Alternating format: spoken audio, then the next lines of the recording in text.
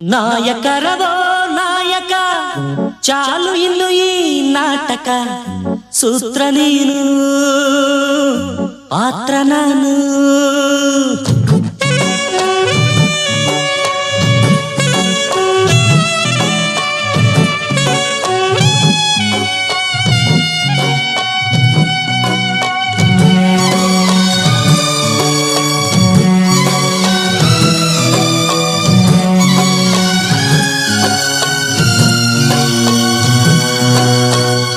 ಬಾಳಿನಲ್ಲಿ ಒಂದೊಂದು ದಿನಕ್ಕೊಂದು ಬಣ್ಣದ ಬಣ್ಣದ ವೇಷ ಬಣ್ಣದ ಬಣ್ಣದ ವೇಷ ಬದುಕಿನ ಅವಸರ ಕೆಡಿಸಿದೆ ಹುಡುಗರ ಬಾಳಿನಲ್ಲಿ ಒಂದೊಂದು ದಿನಕ್ಕೊಂದು ಬಣ್ಣದ ಬಣ್ಣದ ವೇಷ ಬಣ್ಣದ ಬಣ್ಣದ ವೇಷ.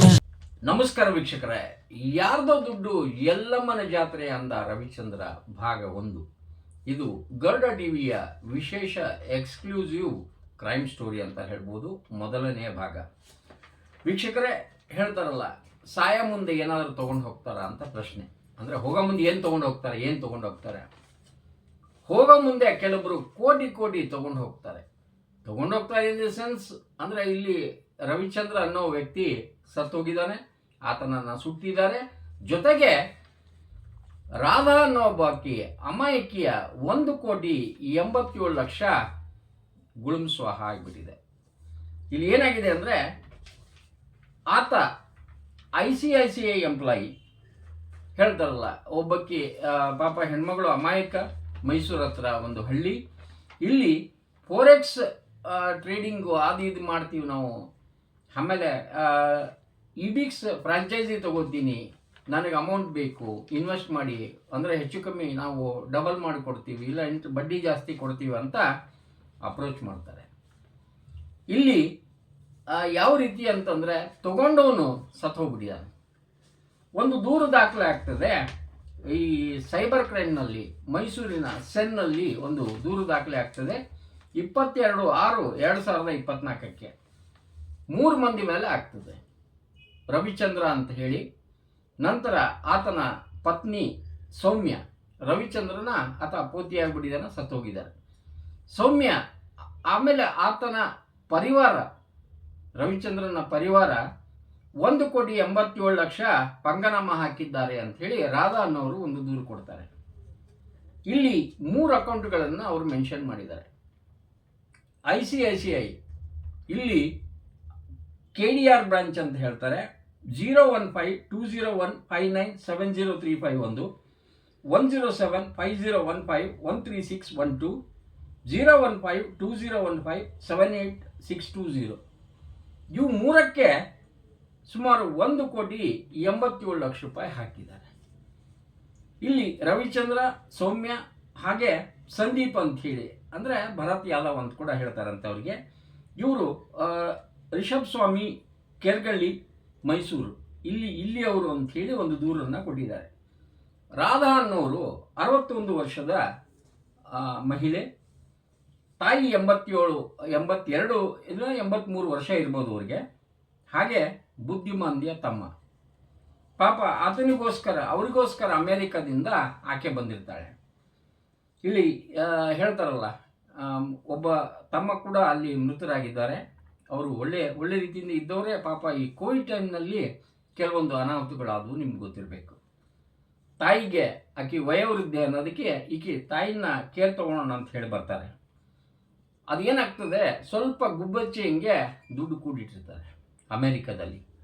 2016ರಲ್ಲಿ ಆಕೆಗೆ ಅದು ಹೇಳ್ತಾರಲ್ಲ, ಕೆಟ್ಟ ಟೈಮ್ ಬಂದಾಗ ಎಲ್ಲಿ ಹೋಗಬೇಕು ಅಂಥೇಳಿ SB ಅಕೌಂಟ್ ತೆಗೆಸಲಿಕ್ಕೆ ಅಂಥೇಳಿ ICICI ಬ್ಯಾಂಕಿಗೆ ಮೈಸೂರಿನ ಕಾಳಿದಾಸ ರಸ್ತೆಗೆ ಹೋಗ್ತಾಳೆ ಆಕೆ. ಹೋದಾಗ ಅಲ್ಲಿ ರವಿಚಂದ್ರನ ಭೇಟಿ ಆಗ್ತದೆ. ನಂತರ ಅಲ್ಲಿ ಹುಣಸೂರಿಗೆ ಆತ ಬಂದು ಹೋಗೋದು ಮಾಡ್ತಾನೆ, ಪಾಲಿಸಿ ಮಾಡಿಸ್ರಿ, ICICI ಪ್ರುಡೆನ್ಷಿಯಲ್ ಅವು ಇವು ಎಲ್ಲ ಬರ್ತಾವಲ್ಲ.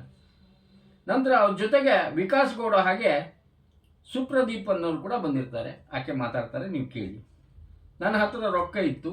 2020ರಲ್ಲಿ ನವೆಂಬರ್ನಲ್ಲಿ ಸೌಮ್ಯ ಮತ್ತು ಆಕೆಯ ಅಣ್ಣ, ಅಂದರೆ ಸೌಮ್ಯ ಅಂದರೆ ಈಗ ರವಿಚಂದ್ರನ ಹೆಂಡತಿ, ಆಕೆಯ ಅಣ್ಣ ಸಂದೀಪ್, ಪತಿ ರವಿಚಂದ್ರ, ಇವರೆಲ್ಲ ಬಂದು ನಾವು ರಿಯಲ್ ಎಸ್ಟೇಟ್ ಮಾಡ್ತಾ ಇದ್ದೀವಿ, ಈಗ ನನ್ನ ಗಂಡ ಬ್ಯಾಂಕ್ನಲ್ಲಿ ನೌಕರಿ ಬಿಟ್ಟಿದ್ದಾನೆ, ಅವನು ನೌಕರಿ ಬಿಟ್ಟಿದ್ದಾನೆ 2018ರಲ್ಲಿ, ನಿಮಗೆ ಭಾಳ ಸಿಕ್ಕಾಪಟ್ಟೆ ಬಡ್ಡಿ ಬರುತ್ತೆ ಅನ್ನೋ ಅರ್ಥದಲ್ಲಿ ಒಂದಿಷ್ಟು ಇನ್ವೆಸ್ಟ್ ಮಾಡಿ ಅಂಥೇಳಿ. ಸಹಜ ಮನುಷ್ಯನ ಆಸೆ, ಯಾಮಾರಿಸುವಿಕೆ ಏನಾದರೂ ಬರ್ತದೆ, ಬ್ಯಾಂಕ್ನಲ್ಲಿ ಇಟ್ಟರೆ ಅಷ್ಟು ಎಲ್ಲಿ ಬರ್ತದೆ ಅನ್ನೋ ಲೆಕ್ಕದಲ್ಲಿ ಇವರು ಸರಿ ಅಂಥೇಳಿ ಒಂದಿಷ್ಟು ಅಮೌಂಟನ್ನು ಕೊಡ್ತಾರೆ. ಒಂದು 5 ಲಕ್ಷ ರೂಪಾಯಿ ಸೌಮ್ಯ ಅಕೌಂಟಿಗೆ ಹಾಕಿದಾಗ ಆಕೆ ಹೇಳ್ತಾಳೆ, ಬೇಡ, ನನಗೆ ಅಲ್ಲಿ ನಾನು ಬ್ಯೂಟಿಷಿಯನ್ನು ಅದು ಇದು ಕೆಲವೊಂದು ಬಿಸ್ನೆಸ್ ಸಪ್ರೇಟ್ ಮಾಡ್ತಾ ಇದ್ದೀನಿ, ನೀವು ನನ್ನ ಗಂಡನ ಅಕೌಂಟಿಗೆ ಹಾಕಿರಿ ಅಂತ ಹೇಳಿದ್ದಾರೆ ಅಂಥೇಳಿ ರಾಧಮ್ಮ ಅವರು ಹೇಳ್ತಾರೆ. ಇಲ್ಲಿ ಏನಾಗಿದೆ, ಯಾವ ವ್ಯವಹಾರಗಳು ಗೌಪ್ಯವಾಗಿ ಆಗಿಬಿಟ್ಟಿದ್ದಾವೆ. ಅಕೌಂಟಿಗೆ ಹಾಕಿದ್ದಾರೆ ರಾಧಾ ಅವರು, ಆದರೆ ಏನಾಗಿದೆ 5 ಲಕ್ಷ ಮಾತ್ರ ಸೌಮ್ಯರ ಅಕೌಂಟಿಗೆ. ನಂತರ ಎಲ್ಲ ಒಂದು 2-3 ಅಕೌಂಟ್ ನಂಬರ್ ಕೊಟ್ಟಿದ್ದಾರೆ, ನೀವು ಸ್ಕ್ರೀನ್ನಲ್ಲಿ ನೋಡ್ಬೋದು. ಒಂದು ಟ್ರಾನ್ಸಾಕ್ಷನ್ ಅಂದರೆ ಈಗ ರಾಧಾ ಅವರ ತಾಯಿ ಅಕೌಂಟ್ನಿಂದ ಕೂಡ ಅಮೌಂಟ್ ಹೋಗಿದ್ದಾವೆ. ಇಲ್ಲಿ ಚೆಕ್ ಮೂಲಕ ಕೆಲವೊಂದು ವ್ಯವಹಾರಗಳಾಗಿದ್ದಾವೆ. ನಂತರ ಆ ಹೊಲಕ್ಕೆ ಬಂದು ಕಟಾವು ಮಾಡುವಾಗ ಭೇಟಿ ಆಗ್ತಾರೆ, ಜನರು ನೋಡಿದ್ದಾರೆ. ಎಲ್ಲ ಆದಮೇಲೆ ಒಂದು ದಿನ ಜುಲೈ 8ಕ್ಕೆ ಈತ ರವಿಚಂದ್ರ ಯಾರು ಇಸ್ಕೊಂಡಿರ್ತಾರೆ ಈಗ 1,87,00,000 ಸತ್ತು ಹೋಗ್ಬಿಡ್ತಾನೆ.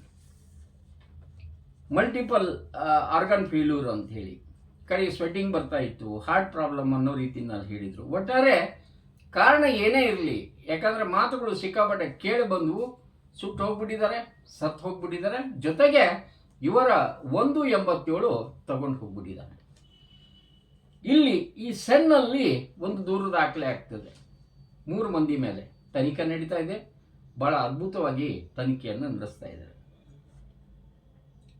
ಇವರು ಒಂದು ವಾರ್ನಿಂಗ್ ಕೊಟ್ಟಿರ್ತಾರೆ, ಹೆಂಗೆ ಹೋಗುತ್ತೆ ಒಂದು ಎಳೆ ಅಂತಂದರೆ, 3 ತಿಂಗಳಾಯ್ತು ಕೊಡಲಿಲ್ಲ, 6 ತಿಂಗಳಾಯ್ತು ಕೊಡಲಿಲ್ಲ, ಏನ್ರಿ ಇದು ಹೇಳ್ತಾರಲ್ಲ, ಇಸ್ಕಿ ಟೋಪಿ ಉಸ್ಕಿ ಸರ್ ಅಂತೇಳಿ. ಸುಮಾರು ಒಂದು 11-12 ಕೋಟಿ ರೂಪಾಯಿ ಹಿಂಗೆ ಸಾಲ ಆಗಿದೆ ಅಥವಾ ಮುಳುಗಿ ಹಾಕಿದ್ದಾರೆ ಅಂತ ಹೇಳಿ ಕೇಳಿ ಬಂದಿತ್ತು. ಇನ್ನು ಎಷ್ಟು ಜನ ಬರ್ತಾರೋ ಈ ಎಪಿಸೋಡ್ ನೋಡಿದ ಮೇಲೆ ಗೊತ್ತಿಲ್ಲ. ಇದು 3 ತಿಂಗಳಲ್ಲಿ ಅಂತ ಹೇಳಿ 3 ವರ್ಷ ಆಯ್ತಲ್ರಿ, ಏನಿದು ಅಂತ ಕೇಳಿದಾಗ ಜುಲೈ 15ಕ್ಕೆ ನಾನು ಕೊಡ್ತೀನಿ ಅಂತೇಳಿ ಒಂದು ಡೆಡ್ಲೈನ್ ಕೊಟ್ಟಿರ್ತಾರೆ. ಜುಲೈ 15, 2023. ಆದರೆ ಜುಲೈ 8ಕ್ಕೆ ಆತ ಮೇಲೆ ಹೋಗ್ಬಿಡ್ತಾನೆ. ಮೇಲೆ ಹೋದ್ಮೇಲೆ ಇಲ್ಲಿ ಸಮಸ್ಯೆ ಶುರುವಾಗ್ತದೆ. ಆತ ಅಷ್ಟು ಅಮೌಂಟ್ ಏನು ಮಾಡ್ದ, ಎಲ್ಲೆಲ್ಲಿ ಇಟ್ಟ ಆತ ಅಮೌಂಟು? ಎಲ್ಲೋ ಇಟ್ಟಿರ್ತಾರೆ, ಬೇನಾಮಿ ಇನ್ನೊಂದು ಆಗಿರ್ತದೆ, ಅದು ಸೈಬರ್ ಕ್ರೈಮ್ನವ್ರು ಕಂಡುಹಿಡಿತಾರೆ. ಆದರೆ ನಾ ಕೇಳಿದಾಗ ಅಮೌಂಟ್ ಆತಕ್ಕೆ ಕೊಡ್ಲಿಕ್ಕೆ ಬರಲಿಲ್ಲ. ಇದ್ದಾಗ ಕಾರಣಗಳನ್ನ ಹೇಳ್ತಾ ಹೋದ ರವಿಚಂದ್ರ. ಅಂದರೆ ರವಿಚಂದ್ರನ ತಂದೆ ತಾಯಿಯವರು ಸತ್ತು ಹೋಗಿದ್ದಾರೆ, ಗೋಕರ್ಣಕ್ಕೆ ಹೋಗ್ತಾ ಇದ್ದೀನಿ ತರ್ಪಣ ಬಿಡಲಿಕ್ಕೆ ಅಂತ ಹೇಳ್ತಾನೆ. ಇವತ್ತಿಗೂ ಕೂಡ ರವಿಚಂದ್ರನ ತಂದೆ ತಾಯಿಗಳು ಕಲ್ಲುಗುಂಡಿದ್ದಂಗಿದ್ದಾರೆ. ತಂದೆ ತಾಯಿನೇ ಸತ್ತ ಅಂತ ಹೇಳಿ ಸುಳ್ಳು ಹೇಳೋದಾದರೆ ಜಗತ್ತಿನಲ್ಲಿ ಇನ್ನೆಂಥ ಸುಳ್ಳು ಹೇಳ್ಬೋದು. ಈತ ಚೀಟರ್ ಅಂತಾನೆ ಹೇಳ್ತಾನೆ. ಯಾರ್ದೋ ಹೇಳ್ತಾರಲ್ಲ, ದುಡ್ಡು ಎಲ್ಲಮ್ಮನ ಜಾತ್ರೆ ಅಂತ ಹೇಳಿ, ವಿಯೆಟ್ನಾಮಿಗೆ ಹೋಗ್ತಾರೆ, ಬಾಲಿಗೆ ಹೋಗ್ತಾರೆ, ಥೈಲ್ಯಾಂಡ್ ಹೋಗ್ತಾರೆ, ಮಲೇಷಿಯಾ ಹೋಗ್ತಾರೆ, ಫಿಲಿಪೈನ್ಸ್ ಹೋಗ್ತಾರೆ, ದೇಶವನ್ನು ಸುತ್ತಾ ಹೋಗ್ತಾರೆ. ಝೊಮ್ಯಾಟೊನಲ್ಲಿ, ಸ್ವಿಗ್ಗಿನಲ್ಲಿ 45-50 ಸಾವಿರ ರೂಪಾಯಿ ಬಿಲ್ ಆಗಷ್ಟು ತಿಂತಾನೆ ಹೋಗ್ತಾರೆ. ಅಂದರೆ ನನ್ನ ಜೊತೆಗೆ ಎಲ್ಲರೂ ಬರ್ರಿ, ಎಂಜಾಯ್ ಮಾಡಿ, ನಾನು ಹೋಗ್ಬಿಡ್ತೀನಿ, ನೀವು ಎಂಜಾಯ್ ಮಾಡಿರಿ, ಏನಾದರೂ ಆಗಲಿ ಅನ್ನೋ ಅರ್ಥದಲ್ಲಿ ಬಂದು ಬಳಗ ಎಲ್ಲರೂ ಕಾವು ಅಂದರೆ ಕಾಗೆಗಳು ಬರ್ತಾವಲ್ಲ, ಜೊತೆಗೆ ಎಲ್ಲರೂ ಹೊಡಿತಾರೆ. ಆದರೆ ಹಣದ ವಿಚಾರ ಕೊಡಿ ಅಂದಾಗ ತೆರೆಯಾದು ಪೊಯ ಅಂತಾರೆ. ನನಗೆ ಗೊತ್ತಿಲ್ಲ. ಈಗ ಸೌಮ್ಯ ಹೇಳ್ತಾರೆ 5 ಲಕ್ಷ ನನ್ನ ಅಕೌಂಟಿಗೆ ಬಂದಿದ್ದು, ಅದಷ್ಟೇ ನನಗೆ ಜವಾಬ್ದಾರಿ, ಅಥವಾ ಅದನ್ನಷ್ಟೇ ಹೇಳ್ತೀನಿ ನಾನು, ಬಾಕಿ ಸಂಬಂಧ ಇಲ್ಲ. ನನಗೆ ಆತ ಕುಡಿತಾ ಇದ್ದ ಕಿರಿಕಿರಿ ಆದಮೇಲೆ ಗಂಡನ ಜೊತೆ ಅವ್ರು ಮಾತಾಡಿದ್ರು ಕೂಡ, ಕಿರಿಕಿರಿ ಆಗದ ಅಪ್ಪನ ಮನೆಗೆ ಹೋಗಿದ್ದೆ. ಅಪ್ಪನ ಮನೆಗೆ ಹೋದ್ಮೇಲೆ ಆತ ಅಪ್ಪನ ಮನೆಗೂ ಅಲ್ಲಿ ಕಿರಿಕಿರಿ ಮಾಡ್ತಾನೆ ಬಂದ, ನಾವು ಒಪ್ಕೊಳ್ಳಿಲ್ಲ. ಹಾಗಾದರೆ 2018ರಿಂದ ಈತ ಖಾಲಿ ಕೂತಿದ್ನಂತೆ.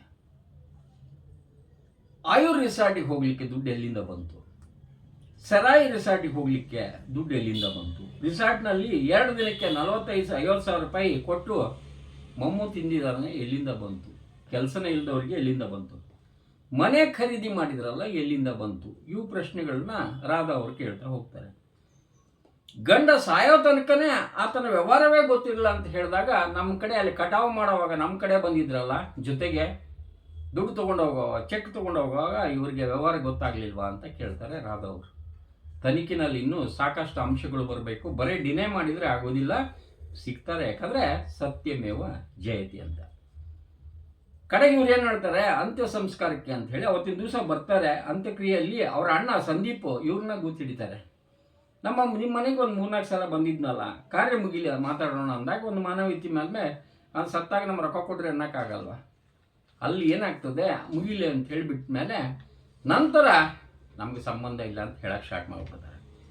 ಇಲ್ಲಿ ನಂದು ಈವೆಂಟ್ ಮ್ಯಾನೇಜ್ಮೆಂಟು, ಮೇಕಪ್ ಬಿಸ್ನೆಸ್ ನಂದೇ ಬೇರೆ ಇದೆ, ಈಗ ಟ್ಯಾಕ್ಸ್ ಪ್ರಾಬ್ಲಮ್ ಅಂಥೇಳಿ 5 ಲಕ್ಷ ಹಾಕಿದ್ದನ್ನು ನೀವು ಹಾಕಬೇಡಿ ಅಂತ ನಾನು ಹೇಳಿದ್ದೀನಿ, ಇಲ್ಲಿ ನನಗೆ ಆತಗೆ ಸಂಬಂಧನೇ ಇಲ್ಲ ಅಂತ ಹೇಳ್ತಾರೆ. ಟೂರ್ ಹೊಡೆ ಮುಂದೆ ಮಾತ್ರ ಸಂಬಂಧ, ಬಾಕಿ ಟೈಮ್ನಲ್ಲಿ ಇಲ್ವಾ? ಇವು ಎಲ್ಲಿಂದ ಬರ್ತವೆ? ಖಾಲಿ ಮೇಕಪ್ ಮಾಡ್ಕೊಂಡು ಇಷ್ಟೊಂದು ದುಡ್ಡು ಬರುತ್ತಾ ಅಂತ ಇವ್ರು ಕೇಳ್ತಾರೆ. ಇಲ್ಲಿ ಸೈಬರ್ ಕ್ರೈಮ್ನಲ್ಲಿ ಎಲ್ಲವನ್ನ ಎಳೆಯಾಗಿ ಬಿಡಿಸಿರ್ತಾರೆ. ಅಲ್ಲಿ ಮೇಡಮ್ ಅವರು ರಾಧಾ ಯಾರು ಅಂತ ಗೊತ್ತೇ ಇಲ್ಲ ಅಂತ ಹೇಳ್ತಾರೆ. ನಂತರ ಈ ಲಾಕ್ಡೌನ್ ಸಮಯದಲ್ಲಿ ಬಂದವರು ಯಾರು? ಸೌಮ್ಯನೇ ಬಂದಿದ್ದಾರೆ, ಸುಳ್ಳು ಹೇಳ್ತಾ ಇದ್ದಾರೆ. ರವಿಚಂದ್ರ ಸೌಮ್ಯ ಆಕೆ ಅಣ್ಣ ಬಿಟ್ಟು ಯಾರೂ ಬಂದಿಲ್ಲ, ನಮ್ಮ ಮನೆಗೆ ಬಂದಿದ್ರು, ಗಿಣ್ಣದ ಹಾಲದ ನೆಪದಲ್ಲಿ ಬಂದಿದ್ರು ರವಿಚಂದ್ರನ್ನ. ಹಾಗಾದರೆ ಇಲ್ಲಿ ಕಾರಲ್ಲಿ ಬಂದವರು ಯಾರು? ನಮ್ಮ ಎದುರಿಗೆ ನಿಂತವ್ರು ಯಾರು? ಗಿಣ್ಣದ ಹಾಲು, ಕಾಮಧೇನುವಿನ ಆ ಪ್ರಸಾದ, ಅದಕ್ಕೂ ಕಿಮ್ಮತ್ ಬೇಡ, ಹಾಲಿಗೆ ಮೋಸ ಮಾಡಿದವರು ಬದುಕ್ತಾರ? ಇದನ್ನ ಕೇಳ್ತಾರೆ. ಪ್ರಾಯಶಃ ರವಿಚಂದ್ರನು ಹಂಗಾಗಿದ್ದಕ್ಕೆ ಎಲ್ಲ ಹೋಗ್ಬಿಟ್ರೆ ಏನೋ ಗೊತ್ತಿಲ್ಲ. ಹಾಗೆ ಇಲ್ಲಿ ಏಪ್ರಿಲ್ 10ಕ್ಕೆ ಕೆಲವೊಂದು ವಿಚಾರಗಳನ್ನು ಅವರು ಗ್ರಾಮಾಂತರ ಹುಣಸೂರು ಠಾಣೆಯಲ್ಲಿ ಕೂಡ ಬಿಚ್ಚಿಟ್ಟಿದ್ರು. ನಂತರ ಇವು ವಾದ ವಿವಾದಗಳ ರೀತಿಯಲ್ಲಿ ಬಂದೇ ಬಂದವು. ಒಬ್ಬ ವ್ಯಕ್ತಿ ಏನು ಮಾಡ್ಬೋದ್ರಿ, ಜಾಸ್ತಿ ಬುಡಕ್ಕೆ ನೀರು ಬರ್ತಾ ಬಂದಾಗ ನಂಬರ್ಗಳನ್ನು ಬ್ಲಾಕ್ ಮಾಡ್ಕೊಂಡು ಓಡೋಗ್ಬಿಡ್ತಾರೆ. ಇಲ್ಲಿ ನಿಮಗೆ ಗೊತ್ತಿರಲಿ, 8ನೇ ತಾರೀಕು ಆತ ಸಾಯ್ತಾನೆ. ಜುಲೈ 8, 2023. ಪಾಸ್ವರ್ಡ್ ಗೊತ್ತಿಲ್ಲ ಅಂತ ಹೇಳ್ತಾರೆ ಸೌಮ್ಯ ಅವರು. ನಮ್ಗೆ ಮೊಬೈಲ್ ಕೊಡವ ಎಲ್ಲ ಅಂತ ಕೇಳ್ತಾರೆ ಇವರು, ಯಾರು ರಾಧಾ ಅವರು. ಇಲ್ಲ, ಪಾಸ್ವರ್ಡ್ ಗೊತ್ತಿಲ್ಲ. ಇಲ್ಲಿ ಒಂದು ಅವರು ವಿಶೇಷವಾಗಿ ಏನಂದರೆ, ಜುಲೈ 8ನೇ ತಾರೀಕು ಅವರು ಸತ್ತ ಮೇಲೆ ಜುಲೈ 9ಕ್ಕೆ ಒಂದು ಮೆಸೇಜ್ ರವಿಚಂದ್ರನ ಮೊಬೈಲ್ನಿಂದ ಸೌಮ್ಯ ಅವರ ಮೊಬೈಲಿಗೆ ಹೋಗ್ತದೆ. ಸುಟ್ಟವರು ಏನಾದರೂ ಪಾಸ್ವರ್ಡ್ ಮತ್ತೆ ಅದೇ ತೊಗೊಂಡು ಬಂದು ಮೆಸೇಜ್ ಮಾಡಿ ಮತ್ತೇನಾದರೂ ಸಾಯ್ತಾರೆ? ಇದು ಇವರ ಪ್ರಶ್ನೆ, ರಾಧಾ ಅವರ ಪ್ರಶ್ನೆ. ಹಾಗಾದರೆ ಆ ಮೆಸೇಜು ನಂತರ ಕೆಲವೊಂದು ದಾಖಲೆಗಳನ್ನು ಸಾಕ್ಷಿ ನಾಶ ಅನ್ನೋ ರೀತಿಯಲ್ಲಿ ಏನಾದರೂ ಮಾಡಿದ್ರೆ, ಮೊಬೈಲ್ ಸೀಸ್ ಮಾಡಿದರೆ ಎಲ್ಲ ಗೊತ್ತಾಗತ್ತೆ ಅಂತ ಹೇಳ್ತಾರೆ. ಅದನ್ನು ಮಾಡೇ ಮಾಡ್ತಾರೆ. ಡಾಟಾ ಹೋದರೂ ಕೂಡ ರಿಕವರ್ ಮಾಡಲಿಕ್ಕೆ ಸಾಕಷ್ಟು ವಿಧಾನಗಳು ಇದ್ದಾವೆ. ಲೀಗಲಿ ಏನು ಮಾಡೋಕ್ಕಾಗಲ್ಲ ಅಂತ ಹೇಳಿ ಹೇಳ್ತಾ ಸುಮಾರು ಜನರು ಇಲ್ಲಿ ಬಲು ಪಶುಗಳಾಗಿದ್ದಾರೆ ಅಂತ ಹೇಳ್ತಾರೆ. ಇಲ್ಲಿ ಇನ್ನೂ ಜನ ಇದ್ದಾರೆ ಸರ್, ಬರ್ತಾರೆ ಅಂತ ಹೇಳ್ತಾರೆ. ಆಕೆ ಅಣ್ಣ ಸಂದೀಪ್ ಅಂತೆ, ಅವ್ರು ಹೇಳ್ತಾರೆ ಇನ್ನೂ ಕೆಲವೊಂದು ಬೇಡಾಗಿದ್ದು ಬೇಕಾದ ವಿಚಾರಗಳು ಎಲ್ಲ ಬಂದ್ಬಿಟ್ವು. ಇಲ್ಲಿ ಕೆಲವೊಬ್ರು ಅವರು ಎಲ್ಲೇ ಒಂದು ಕಡೆ ನೌಕರಿ ಮಾಡೋ ಮುಂದೆ ಬೇರೆ ಬೇರೆ ಜಾಲಿ ಸರ್ಟಿಫಿಕೇಟ್ನ ತಗೊಂಡು ಹೆಸರು ಚೇಂಜ್ ಮಾಡ್ಕೊಂಡು ಮಾಡಿದ್ದಾರೆ ಅಂತ ಹೇಳ್ತಾರೆ. ಅದು ಕೂಡ ತನಿಖೆನಲ್ಲಿ ಗೊತ್ತಾಗ್ತದೆ. ಇಲ್ಲಿ ಯಾರು ಎಷ್ಟು ರೊಕ್ಕ ಕೊಟ್ಟಿದ್ದಾರೆ, ಇವ್ರದ್ದು 187 ಆಯಿತು ಅಂದರೆ 10-11 ಕೋಟಿ ಅಂತ ಹೇಳ್ತಾರೆ. ಇಷ್ಟು ರೊಕ್ಕ ಯಾಕೆ ಕೊಡಬೇಕಾಗಿತ್ತು ಅಂತ ಹೇಳಿ ನಾವು ಪ್ರಶ್ನೆ ಮಾಡ್ತೀವಿ. ಅವಾಗ ಅವ್ರು ಹೇಳ್ತಾರೆ, ಸ್ವಲ್ಪ ದುಡ್ಡು ಕೊಟ್ಟ ಮೇಲೆ ಫೋರೆಕ್ಸ್ ವಾಲ್ಯೂಮ್ ಜಾಸ್ತಿ ಆಗ್ತದೆ. ಅಂದರೆ ಈಗ ಹಣ ಕಳ್ಕೊಂಡ್ಬಿಟ್ಟಿದ್ರು ಅವರು, ಫೋರೆಕ್ಸ್ ವಾಲ್ಯೂಮ್ ಜಾಸ್ತಿ ಆಗಿದೆ, ಇಬಿಕ್ಸ್ ಫ್ರಾಂಚೈಸಿ ತಗೊಳ್ತಾ ಇದ್ದೀನಿ, ಹೆಲ್ಪ್ ಮಾಡಿ. RBI ಲೈಸೆನ್ಸ್ ಇಲ್ಲದಿದ್ರೆ ಎಕ್ಸ್ಚೇಂಜ್ ರೊಕ್ಕ ಬರೋದಿಲ್ಲ. ಹಾಗೆ ಜನವರಿಯಲ್ಲಿ GST ಕಟ್ಟಲಿಕ್ಕೆ ರೊಕ್ಕ ಇಲ್ಲ, GST ಕಟ್ಟಿ ನಿಮ್ಮ ರೊಕ್ಕ ಕೊಡ್ತೀನಿ ಅಂತ ಹೇಳ್ತಾರೆ ರವಿಚಂದ್ರ ಅವರು.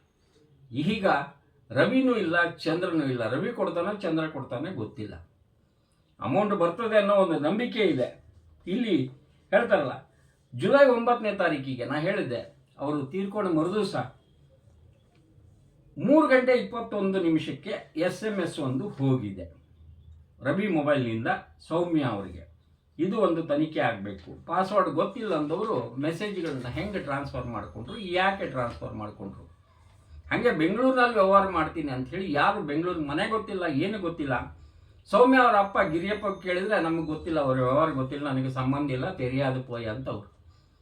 ಹಾಗೆ ರವಿಯವರ ತಾಯಿ ಹೇಳ್ತಾರೆ ಒಂದಿಷ್ಟು ಸಾಲ ಮಾಡಿದ್ದಾರೆ ಅಂತ ಮುಟ್ಟಿಸ್ಬೇಕಂತೆ, ಕೊಡ್ತೀನಿ ಅಂತ ಹೇಳಿದ್ದಾರೆ ಅಂತ ಹೇಳ್ತಾರಂತೆ.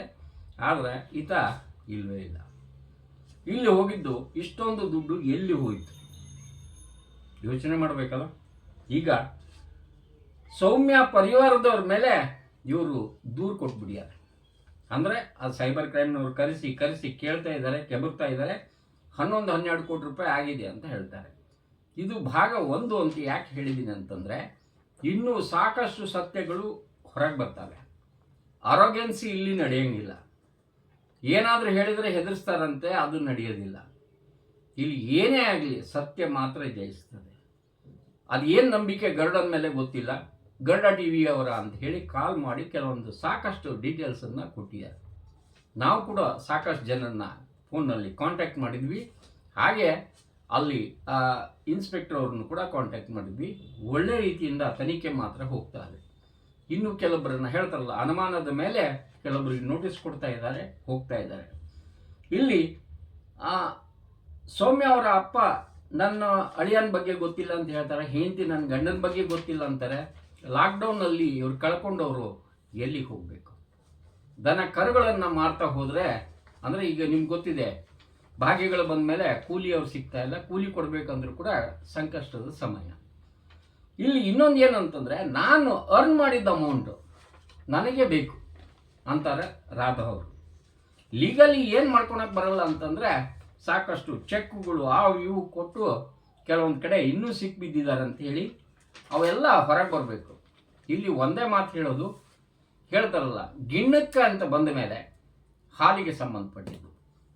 ಕಾಮಧೇನುವಿಗೆ ಒಂದು ರೀತಿಯಿಂದ ಮೋಸ ಮಾಡಿದವರು ಬದುಕ್ತಾರ, ಉಳಿತಾರ, ಡೈಜೆಷನ್ ಮಾಡ್ಕೊಳ್ತಾರ ಅನ್ನೋ ಒಂದು ಪ್ರಶ್ನೆ ಜೊತೆಗೆ ಭಾಗ 1 ವಿಶೇಷವಾಗಿ ನಾವು ಇಲ್ಲಿ ಕಾಮಧೇನುವಿಗೆ ಅರ್ಪಿಸ್ತೀನಿ. ಯಾಕಂದರೆ ಆ ತಾಯಿ ಎಲ್ಲವನ್ನ ನೋಡ್ಕೊಳ್ತಾಳೆ. ಭಾಗ 2ರಲ್ಲಿ ಈಗ ಸಾಂಕೇತಿಕವಾಗಿ ಮುಖಕ್ಕೆ ಕವರ್ ಹಾಕಿ ತೋರಿಸಿದ್ದೀನಿ. ಮೂಲಾಜಿಲ್ದಂಗೆ ಫೋಟೋವನ್ನು ಯಥಾವತ್ತಾಗಿ ತೋರಿಸಿ ಎಪಿಸೋಡ್ 2 ಕಂಟಿನ್ಯೂ ಮಾಡ್ಕೊತೇವೆ. ನಿಮಗೇನಾದರೂ ಮಾನವೀಯತೆ ಇತ್ತು ಅಥವಾ ಹೇಳ್ತಾರಲ್ಲ, ಈ ವೃದ್ಧೆಯ ಅಮೌಂಟನ್ನು ನೀವು ಕೊಡೋದಾದರೆ ಖಂಡಿತ ನಿಮ್ಮನ್ನು ಕ್ಷಮಿಸಿ ನಾವು ಗರುಡ ಬಿಟ್ಟುಬಿಡ್ತದೆ. ಇಲ್ಲಾಂದರೆ ಗರುಡನಿಗೆ ತೀರಾ ಮುಲಾಜಿನೇ ಇಲ್ಲ. ನಮಸ್ಕಾರ. ಹಲೋ ಸರ್, ಇದು ಗರುಡ ಟಿವಿ ಅವರಾ? ಹೌದು. ಸರ್, ನನ್ನ ಹೆಸರು ರಾಧಾ ಅಂತ. ನನಗೆ ನಂದು 1,87,00,000 ಮೋಸ ಹೋಗಿದ್ದೀನಿ ಸರ್. ನಾನು ಅದನ್ನ ಡಿಸ್ಟ್ರಿಕ್ಷನ್ ಒಂದು FIR ಕೊಟ್ಟಿದ್ದೀನಿ. ಅದ್ರ ಬಗ್ಗೆ ನಿಮ್ಗೆ ಒಂದ್ ಸ್ವಲ್ಪ ಮಾಹಿತಿ ಕೊಡ್ಬೇಕಿತ್ತು ಸರ್. ಹೌದೌದು, FIR ಕಾಪಿ ಡೀಟೇಲ್ಸ್ ಬಂದ್ವು ನನ್ಗೆ. ರವಿಚಂದ್ರನ್ ಅಂತ ಹೇಳಿ ಮೋಸ ಮಾಡಿದಾರೆ ಅಂತ ಹೇಳಿ ಇದೆಲ್ಲ ಡೀಟೇಲ್ಸ್ ಅದೇ ಅಲ್ಲ? ಹೌದು ಸರ್. ಮೇಡಮ್ ಹೇಳಿ.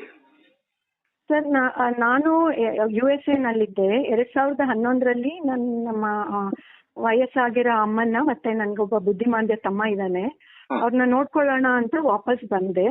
ಆಮೇಲೆ 2016ರಲ್ಲಿ ನಂದು USA ನಲ್ಲಿ ಇದ್ದಿದ್ದು ಒಂದ್ ಸ್ವಲ್ಪ ಸೇವಿಂಗ್ಸ್ ದುಡ್ಡನ್ನ ICICI ಅಲ್ಲಿ ಮೈಸೂರು KD ರೋಡ್ ಅಲ್ಲಿರೋ ಬ್ರಾಂಚ್ಗೆ ಅಕೌಂಟ್ ತೆಗಿಯೋಣ ಅಂತ ಹೋಗಿದ್ದಾಗ ಅಲ್ಲಿ ರವಿಚಂದ್ರ ಅನ್ನೋರ್ ಪರಿಚಯ ಆಯ್ತು.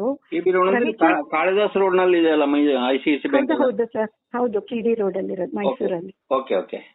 ಅಲ್ಲಿ ರವಿಚಂದ್ರ ಮತ್ತೆ ಅವರ ಸಹೋದ್ಯೋಗಿಗಳು ವಿಕಾಸ್ ಗೌಡ, ಸುಪ್ರದೀಪ್ ಅನ್ನೋರು ತುಂಬಾ ಒಂದ್ 8-10 ಸಲ ನಮ್ಮ ಮನೆಗೆ ಬಂದಿದ್ರು ಪಾಲಿಸಿ ತೆಗೀರಿ ಅಂತ. ರವಿಚಂದ್ರನ್ ಅವ್ರು ಏನಿದ್ದಾರೆ ICICI ಬ್ಯಾಂಕ್ ನಲ್ಲಿ, ಏನಿದ್ರು ಅವರು? ನನಗೆ ಗೊತ್ತಿಲ್ಲ ಸರ್, ನಾನು ಯಾವತ್ತೂ ಅವ್ರ ಡೆಸಿಗ್ನೇಷನ್ ಏನು ಕೇಳಿಲ್ಲ. ಬಟ್ ಅವತ್ತು ಪರಿಚಯ ಆಗಿದ್ದು 3 ಜನನು ಬರೋರು. ಇವರು ತುಂಬಾ ಕ್ವಯಟ್ ಆಗಿದ್ರು, ತುಂಬಾ ಏನು ಮಾತೇ ಆಡ್ತಿರ್ಲಿಲ್ಲ. ಮಾತೆಲ್ಲ ಬರೀ ಸುಪ್ರದೀಪ್ ಅವರು, ವಿಕಾಸ್ ಅವರೇ ಮಾತಾಡ್ತಿದ್ದು. ಬ್ಯಾಂಕ್ ನಲ್ಲಿ ಇದ್ರು ಇವರು? ಇವ್ರು ಅವ್ರ ಜೊತೆನೆ ಬರೋರು, ಬ್ಯಾಂಕ್ ಅಲ್ಲೇ ಪರಿಚಯ ಆಗಿದ್ದು ನನ್ಗೆ. ಬ್ಯಾಂಕ್ ಎಂಪ್ಲಾಯಿನೇ ಅಂದಂಗ? ಪ್ರೊಡೆನ್ಷಿಯಲ್ ಇನ್ಶೂರೆನ್ಸ್ ಅವೆಲ್ಲ ಮಾಡ್ತಾರಲ್ಲ, ಅದು ಇರ್ಬೇಕು ಮೋಸ್ಟ್ಲಿ ಅವರು.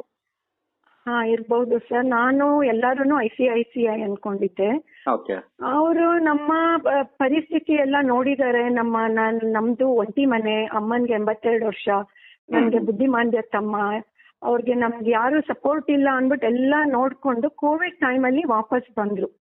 ನಾವು ಕೆಲಸ ಬಿಟ್ಬಿಟ್ಟಿದ್ದೀನಿ. ನಾನು ನನ್ನ ಹೆಂಡತಿ ಸೇರಿ ರಿಯಲ್ ಎಸ್ಟೇಟ್ ಉದ್ಯಮ ಶುರು ಮಾಡಿದ್ವಿ 2018 ಇಂದಾನೆ. ಇವಾಗ ಫಾರಿನ್ ಎಕ್ಸ್ಚೇಂಜ್ ಉದ್ಯಮ ಶುರು ಮಾಡೋಣ ಅಂತಿದ್ದೀವಿ. ನಮ್ಮ ಇದರಲ್ಲಿ ಇನ್ವೆಸ್ಟ್ ಮಾಡಿ ಅಂತ. ನಾನು ನನ್ನ ಏಜ್ ಅಲ್ಲಿ ಈ ತರ ಎಲ್ಲ ಇನ್ವೆಸ್ಟ್ ಮಾಡೋದು ಸೇಫ್ ಅಲ್ಲ ಅಂದ್ಬಿಟ್ಟು ನಾನು ಎಷ್ಟು ನವೆಂಬರ್ ಅಲ್ಲಿ ಸರ್ ಅವ್ರು ಬಂದಿದ್ದು, ನವೆಂಬರ್ ಅಲ್ಲಿ ಗಿಣ್ ಹಾಲ್ ನೆಪ ಮಾಡ್ಕೊಂಡು ಅವರು ಅವರ ಬಾಮೈದ ಬಂದಿದ್ದು ಮನೆಗೆ. ನಾನು ಎಷ್ಟು ಬೇಡ ಅಂದ್ರೂ ಅವರು ತುಂಬಾ ಸಲ ಬಂದು ಏನೇನೋ ನೆಪ ಹೇಳ್ಕೊಂಡ್ ಬರೋರು ಪಿರಿಯಾಪಟ್ಟಣದಲ್ಲಿ. ಅವರು ಈಗ ನೀವು FIR ಹಾಕ್ಸಿದಿರಲ್ಲ ಸೌಮ್ಯ ಅಂತ ಹೇಳಿ, ಅವ್ರ ಮಿಸ್ಸಸ್ ಅವರು? ಹೌದು ಸರ್. ಓಕೆ, ಆಮೇಲೆ ಇನ್ನೊಬ್ರು ವ್ಯಕ್ತಿ ಮೆನ್ಷನ್ ಮಾಡಿದಿರಲ್ಲ, ಅವ್ರು ಯಾರು? ಸೌಮ್ಯ ಅಣ್ಣ ಸಂದೀಪ್ ಅಂತ. ಒಂದ್ಸತಿ ಸಂದೀಪ್ ಅಂತ ತೋರಿಸ್ತದೆ, ಒಂದ್ಸತಿ ಇನ್ನೊಂದ್ ಏನೋ ಹೆಸರಿದೆ ಅವ್ರದ್ದು ತೋರಿಸ್ತದೆ. ಅವರು ಗೊತ್ತಿಲ್ಲ, ಅವ್ರ ತಮ್ಮನ ಅಣ್ಣ ಅಂತ. ನನ್ಗೆ ಅವ್ರ ಅಣ್ಣ, ಅವರು ರವಿಚಂದ್ರ ಇಂಟ್ರೊಡ್ಯೂಸ್ ಮಾಡ್ಕೊಟ್ಟಿದ್ದು ಸೌಮ್ಯನ ಅಣ್ಣ ಸಂದೀಪ್ ಅಂತ. ಭರತ್ ಯಾದವ್ ಅಂತ ಅವರೇನಾ? ಹಾ, ಅವರು ಇವಾಗ ಪೊಲೀಸ್ ಸ್ಟೇಷನ್ ಅಲ್ಲೆಲ್ಲ ನಾನು ಸೌಮ್ಯನ್ ತಮ್ಮ ಭರತ್ ಯಾದವ್ ಅಂತ ಹೇಳ್ತಾರೆ. ಅವ್ರ ಅಣ್ಣನ ತಮ್ಮನ? ಅವ್ರನ್ನೇ ಕೇಳ್ಬೇಕು ಸರ್. ನನಗೆ ಇಂಟ್ರೊಡ್ಯೂಸ್ ಮಾಡ್ಕೊಟ್ಟಿದ್ದು ಸೌಮ್ಯನ್ ಅಣ್ಣ ಅಂತ. ಅವರು ನಮ್ಮ ಪೊಲೀಸ್ ಸ್ಟೇಷನ್ ಹತ್ರ ಬಂದಾಗ ಅವ್ರು ಹೇಳಿದ್ರು ನಮ್ಮ ಅಣ್ಣ ಅಂತ ಹೇಳಿದ್ರು. ಅವ್ರನ್ನೇ ಕೇಳ್ಬೇಕು ಯಾವ್ದು ಟ್ರೂತ್ ಅಂತ. Okay okay. ಈಗ ಅವರೆಲ್ಲ ಬಂದು ಅವರು ಮೋಸ ಮಾಡ್ತಾ ಹೋದ್ರು, ಅದು ನಿಮ್ಗೆ ಗೊತ್ತೇ ಆಗ್ಲಿಲ್ಲ ಅಂತ ಅಂದಂಗ ಆಯ್ತು ನೀವು ಹೇಳ್ತಾ ಇರೋದು ನೋಡಿದ್ರೆ. ಸರ್ ಅಂತೂ ನಾನು ಡಿಸೆಂಬರ್, ಅವ್ರು ನವೆಂಬರ್ ಅಲ್ಲಿ ಬರಕ್ ಶುರು ಮಾಡಿದ್ದು, ನಾನು ಡಿಸೆಂಬರ್ ಇಂದ ದುಡ್ಡು ಕೊಡಕ್ ಶುರು ಮಾಡಿದೆ. ಆಮೇಲೆ ಅವರು ಅವ್ರ ಹೆಂಡತಿ ನಮ್ಮ ಅಮ್ಮನ್ ಚೆಕ್ ಇಸ್ಕೊಳಕ್ ಬಂದಾಗ ಅವ್ರು ಹೇಳಿದ್ರು ನನ್ನ ಅಕೌಂಟ್ಗೆ ನೀನ್ ದುಡ್ಡು ಹಾಕ್ಬೇಡ, ನಾವೆಲ್ಲ ಒಟ್ಟಿಗೆ ವ್ಯವಹಾರ ಮಾಡ್ತಿರೋದು, ಆದ್ರೆ ನನ್ನದೇ ಬೇರೆ ವ್ಯವಹಾರಗಳಿವೆ, ಇವೆಂಟ್ ಮ್ಯಾನೇಜ್ಮೆಂಟ್, ಮೇಕಪ್ ಬಿಸ್ನೆಸ್ ಎಲ್ಲ ಇದೆ, ಅದಕ್ಕೆ ನೀನ್ ಬರೀ ರವಿಚಂದ್ರನ್ ಅಕೌಂಟ್ ಹಾಕೊಂಡ್ರು. ಆಮೇಲಿಂದ ಒಂದ್ ಸ್ವಲ್ಪ ಪ್ರಾಫಿಟ್ ಬಂದಿದೆ ಅಂತ ಬಿಗಿನಿಂಗ್ ಅಲ್ಲಿ, ಯಾಕಂದ್ರೆ ನನ್ಗೆ ಕನ್ವಿನ್ಸ್ ಮಾಡ್ಬೇಕಲ್ಲ ಇದು ಸೇಫ್ ಬಿಸ್ನೆಸ್ ಅಂತ, 2 ಸಲ ದುಡ್ಡು ಕೊಟ್ರು. ಅದು ಆಕ್ಚುಲಿ ನಾನು FDs ಎಲ್ಲ ಬ್ರೇಕ್ ಮಾಡಿಸಿ ನಾನು ಅದನ್ನೆಲ್ಲ ನಾನೇ ಕೊಡ್ತೀನಿ ಪೆನಲ್ಟಿ ಎಲ್ಲ ಅಂತ ಹೇಳಿ ನಾನು ಅವ್ರ ಪ್ರಾಫಿಟ್ ಅಲ್ಲಿ ಆ ಪೆನಲ್ಟಿ ಎಲ್ಲ ಇನ್ಕ್ಲೂಡ್ ಆಗಿದೆ. ಆಮೇಲೆ ಏನ್ ಹೇಳಿದ್ರು, ನಾನು ಬೆಂಗಳೂರಿಗೆ ಹೋಗ್ತಾ ಇದ್ದೀನಿ, ನಂದು ಬಿಸ್ನೆಸ್ ಎಲ್ಲ ತುಂಬಾ ವಾಲ್ಯೂಮ್ ಜಾಸ್ತಿ ಆಗ್ಬಿಟ್ಟಿದೆ, ನನ್ಗೆ ಇಬಿಕ್ಸ್ ಲೈಸೆನ್ಸ್ ತಗೊಂಡ್ಬೇಕು, ನನಗ್ ದುಡ್ಡು ಬೇಕು ಅಂತ ಹೇಳಿದ್ರು. ನಾನು ಅದಕ್ಕೂ ದುಡ್ಡು ಕೊಟ್ಟೆ. ಆಮೇಲೆ ಏನ್ ಹೇಳಿದ್ರು, ನನ್ಗೆ RBI ಲೈಸೆನ್ಸ್ ಇಲ್ಲದೆ ಇದ್ರೆ ನನ್ಗೆ ಅಲ್ಲಿ ಫಾರಿನ್ ಎಕ್ಸ್ಚೇಂಜ್ ದುಡ್ಡೆಲ್ಲ ವಾಪಸ್ ಬರೋದಿಲ್ಲ ಅಂತ ಹೇಳಿದ್ರು. ಅಷ್ಟೊತ್ತಿಗೆ ನಾನು ಪಾಲ್ ದುಡ್ಡು ಕೊಟ್ಬಿಟ್ಟಿದ್ದೆ. ಅದನ್ನೆಲ್ಲ ಅದು RBI ಲೈಸೆನ್ಸ್ಗೂ ಕೊಟ್ಟೆ. ಅವ್ರೇನ್ ಹೇಳಿದ್ರು, ಇನಿಷಿಯಲಿ ನವೆಂಬರ್ ಡಿಸೆಂಬರ್ ಅಲ್ಲಿ ಬಂದಾಗ 3 ತಿಂಗಳಲ್ಲಿ ಕೊಡ್ತೀನಿ ಅಂದ್ರು. ಆಮೇಲೆ 6 ತಿಂಗಳಾಯ್ತು. ಆಮೇಲೆ ಅಪ್ಪ ICU ನಲ್ಲಿದ್ದಾರೆ, ಅಮ್ಮ ICU ನಲ್ಲಿದ್ದಾರೆ, ನಾನು ICU ನಲ್ಲಿದ್ದೀನಿ, ನಮ್ಮ ಮನೆಯವ್ರಿಗೆಲ್ಲ ಕೋವಿಡ್ ಅಂದ್ಬಿಟ್ಟು ಕೊನೆಗೆ ನಮ್ಮಮ್ಮನು ಈ ಟೈಮಲ್ಲಿ ನೀನು ಒತ್ತಾಯ ಮಾಡಬೇಡ ಅಂತ ನಾವು ತುಂಬಾ ಅಷ್ಟೊಂದು ಪ್ರೆಷರ್ ಹಾಕ್ಲಿಲ್ಲ ಅವ್ರಿಗೆ. ಆಗಸ್ಟ್ 21 ಅಲ್ಲಿ ನಾನು ಇವರು ಸೌಮ್ಯ ರವಿಚಂದ್ರ ಎಲ್ಲ ನಮ್ಮ ಅಪ್ಪ ಅಮ್ಮನ್ಗೆ ತರ್ಪಣ ಬಿಡಕ್ ಬಂದಿದ್ದೀವಿ ಗೋಕರ್ಣಗೆ ಅಂತ ಹೇಳಿದ್ರು. ಅಷ್ಟೊತ್ತಿಗೆ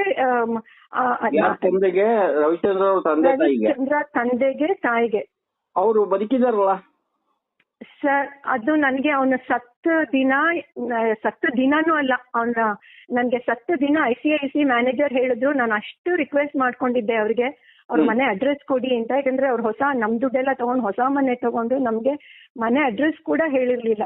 ಅವ್ರ ಮನೆಗೆ ನೆಕ್ಸ್ಟ್ ಫ್ಯೂನರಲ್ ದಿನ ಹೋಗಿದ್ದಾಗ ಗೊತ್ತಾಯ್ತು ಅವ್ರ ಅಪ್ಪ ಅಮ್ಮ ಇನ್ನ ಬದುಕಿದ್ದಾರೆ ಅಂತ. ಅವ್ರಮ್ಮ ನನ್ಗಿಂತ ಗಟ್ಮುಟ್ಟಾಗಿದ್ದಾರೆ.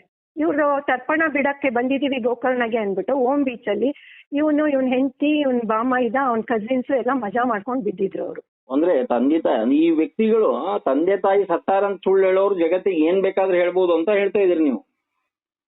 ಅದು ನನಗೆ ಈ ತರ ಜನಗಳು ಇರ್ತಾರೆ ಅಂತಾನೆ ಇಮ್ಯಾಜಿನ್ ಮಾಡ್ಕೊಂಡಿದ್ದೀನಿ ಮೇಡಮ್. ಈಗ ICICI ಬ್ಯಾಂಕ್ ನಲ್ಲಿ ಈಗ ಕಳದಾಸ್ ರೋಡ್ ಬ್ರಾಂಚಸ್ ಇದೆಯಲ್ಲ, ಅಲ್ಲಿ ಈಗ ಒಂದು 3 ಅಕೌಂಟ್ ನಂಬರ್ ಹೇಳ್ತೇನೆ ನಾನು. 01520159703 ಅಂತ ಒಂದು, ಆಮೇಲೆ 10750151361 ಅಂತ ಹೇಳಿ, ಆಮೇಲೆ 01520157862 ಇವು ಬೇರೆ ಬೇರೆ. ಅಂದ್ರೆ 3 ಅಕೌಂಟಿಗೆ ನೀವು ಹಾಕಿದ್ದೀರಾ?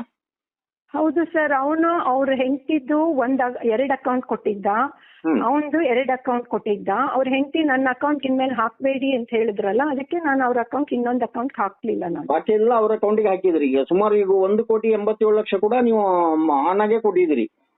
5 ಲಕ್ಷ ಅವ್ರ ಹೆಂಡತಿ ಅಕೌಂಟ್ ಹಾಕಿದೀನಿ, ಅವನ ರವಿಚಂದ್ರನ್ ಅಕೌಂಟ್ ಹಾಕಿರೋದು. ನಾವು ಮೇಕಪ್ ಇದೆ, ನಮ್ಗೆ ನಂದು ಬೇರೆ ಬಿಸ್ನೆಸ್ ಇದೆ, ತೊಂದರೆ ಆಗದ ಅನ್ನಕ್ಕೆ ಇವ್ರ ಅಕೌಂಟಿಗೆ ಹಾಕಿದ್ರಿ ನೀವು. ಹೌದು, ಅವ್ರ ಹೇಳಿಕೆ ಪ್ರಕಾರನೇ ನಾನು ಹಾಕಿರೋದು.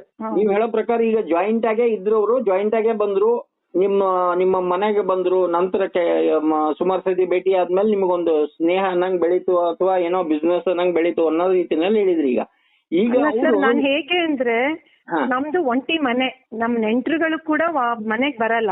ಇವ್ರು ಅಷ್ಟು ವಿಶ್ವಾಸದಿಂದ ನಮ್ಮ ಮನೆಗ್ ಬಂದಿದಾರಲ್ಲ ಅಂತ ನಮ್ಗೆ ಓಕೆ. ಆ ವಿಶ್ವಾಸ ಭರವಸೆಯಿಂದ ಇವರು ಕೋವಿಡ್ ಟೈಮ್ ನಲ್ಲಿ ಒಬ್ರು ಮನೆಯಿಂದ ಒಬ್ರಿಗೆ ಹೋಗೋಕ್ ಇಷ್ಟ ಪಡೋದಿಲ್ಲ, ಗಾಬರಿನೇ ಇರ್ತದೆ. ಏನೋ ಒಂದು ಬಂದಿದ್ದಕ್ಕೆ ನಿಮ್ಗೆ ಖುಷಿ ಆಯ್ತಾ? ಹೌದು ಸರ್, ಇಷ್ಟು ವಿಶ್ವಾಸದಿಂದ ಎಲ್ಲ ಪಿರಿಯಾಪಟ್ಟಣದಲ್ಲಿ ಯಾವ್ದೋ ನಮ್ಮ ಮನೆ ದೇವರಿದ್ದಾರೆ ಅನ್ಕೊಂಡು, ಮಂಗಳೂರಲ್ಲಿ ನಮ್ ಕ್ಲೈಂಟ್ಸ್ ಇದ್ದಾರೆ ಅನ್ಕೊಂಡು ಎಲ್ಲ ಸುಳ್ಳು ಹೇಳಿ ಈ ತರ ನಂಬಿಕೆ ದ್ರೋಹ ಮಾಡಿದ್ರಲ್ಲ, ಇವ್ರು ಇಂಥವ್ರನ್ನ ಏನಂತ ಕರಿಬೇಕು ಸರ್? ಮೇಡಮ್ ಈಗ 3 ತಿಂಗಳು ಅಂತ ಹೇಳಿ 3 ವರ್ಷದವರೆಗೂ ಇದನ್ನ ಎಳ್ಕೊಂಡು ಹೋದ್ರು, ಹೌದಾ?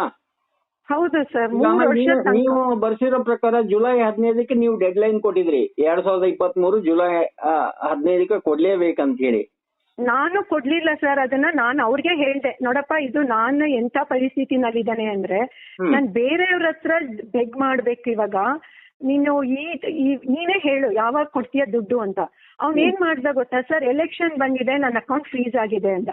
ಆಮೇಲೆ ಎಲೆಕ್ಷನ್ ಮುಗಿದ್ಮೇಲೆ ನಂದು ರಿಸಲ್ಟ್ಸ್ ಬರ್ಬೇಕು ಅಂದ. ನಾನು ಹೇಳ್ದೆ ಹೊಸ ಕ್ಯಾಬಿನೆಟ್ ಕೂಡ ಶುರು ಆಗಿದೆ, ಇದು ನೀವ್ ಇನ್ಯಾವಾಗ ಕೊಡ್ತೀರಾ ಅಂದ್ರೆ ಅವಾಗ GST ಗೆ ಅಂತ ದುಡ್ಡು ಕಿತ್ಕೊಂಡಿದ್ನಲ್ಲ. ಆಮೇಲೆ ಏನ್ ಹೇಳ್ದ, ನಂದು ಇನ್ಕಮ್ ಟ್ಯಾಕ್ಸ್ ಕಟ್ಬೇಕು ಅಂತ. ನಾನು ಹೇಳ್ದೆ ನೀನೇನು ಇಷ್ಟು, ಆಮೇಲೆ ಏನೋ ಫೇಕ್ ಇದು ಸ್ಟೇಟ್ಮೆಂಟ್ ಕಳಿಸ್ತಿದ್ದ ಸರ್ ಅವನು, ಅದು ಬರೀ ವಾಟ್ಸ್ಆಪ್ ಅಲ್ಲಿ 1 ಟೈಮ್ ವ್ಯೂ ತರ. ನಾನು ಹೇಳ್ದೆ ನೀನ್ GST ಕಟ್ಟಾಗ್ಲೂ ನನ್ಗೆ ಕಳಿಸು, GST ಬಿಲ್ ಎಲ್ಲ ರೆಸೀಟ್ ಕಳಿಸು ಅಂದ್ರೇನು ಅವಾಗ್ಲೂ ಏನೋ 1 ಟೈಮ್ ವ್ಯೂ ತರ ಕಳಿಸಿದ್ದ. ಆಮೇಲೆ ಇದು 9 ಕೋಟಿ ಇದೆ, ನಾನು ನ್ಯಾಷನಲೈಸ್ ಬ್ಯಾಂಕ್ಗೆ ನನ್ನ ಅಕೌಂಟ್ ಟ್ರಾನ್ಸ್ಫರ್ ಮಾಡ್ಬೇಕಾಯ್ತು ಅಂದ್ಬಿಟ್ಟು ಅದಕ್ಕೆ ಒಂದ್ 6 ಮಂತ್ಸ್ ತಗೊಂಡಿದ್ದಾನೆ. KYC ಅಪ್ಡೇಟ್ ಮಾಡ್ಬೇಕು, ಚೆಕ್ ಬುಕ್ ಬಂದಿಲ್ಲ ಅಂತ ಅದೆಲ್ಲ ಏನೇನೋ ಸುಳ್ಳು ಹೇಳ್ಕೊಂಡು ಅದನ್ನ ಒಂದ್ 6 ಮಂತ್ಸ್ ತಳ್ಳಿದ. ಅದು 22 ನಲ್ಲಿ. ಆಮೇಲೆ 23 ನಲ್ಲಿ ಎಲೆಕ್ಷನ್. ಆಮೇಲೆ ನಾನು ಟ್ಯಾಕ್ಸ್ ಇದು ಇನ್ಕಮ್ ಟ್ಯಾಕ್ಸ್ ಕಟ್ಟಿಲ್ಲ ಅಂತ.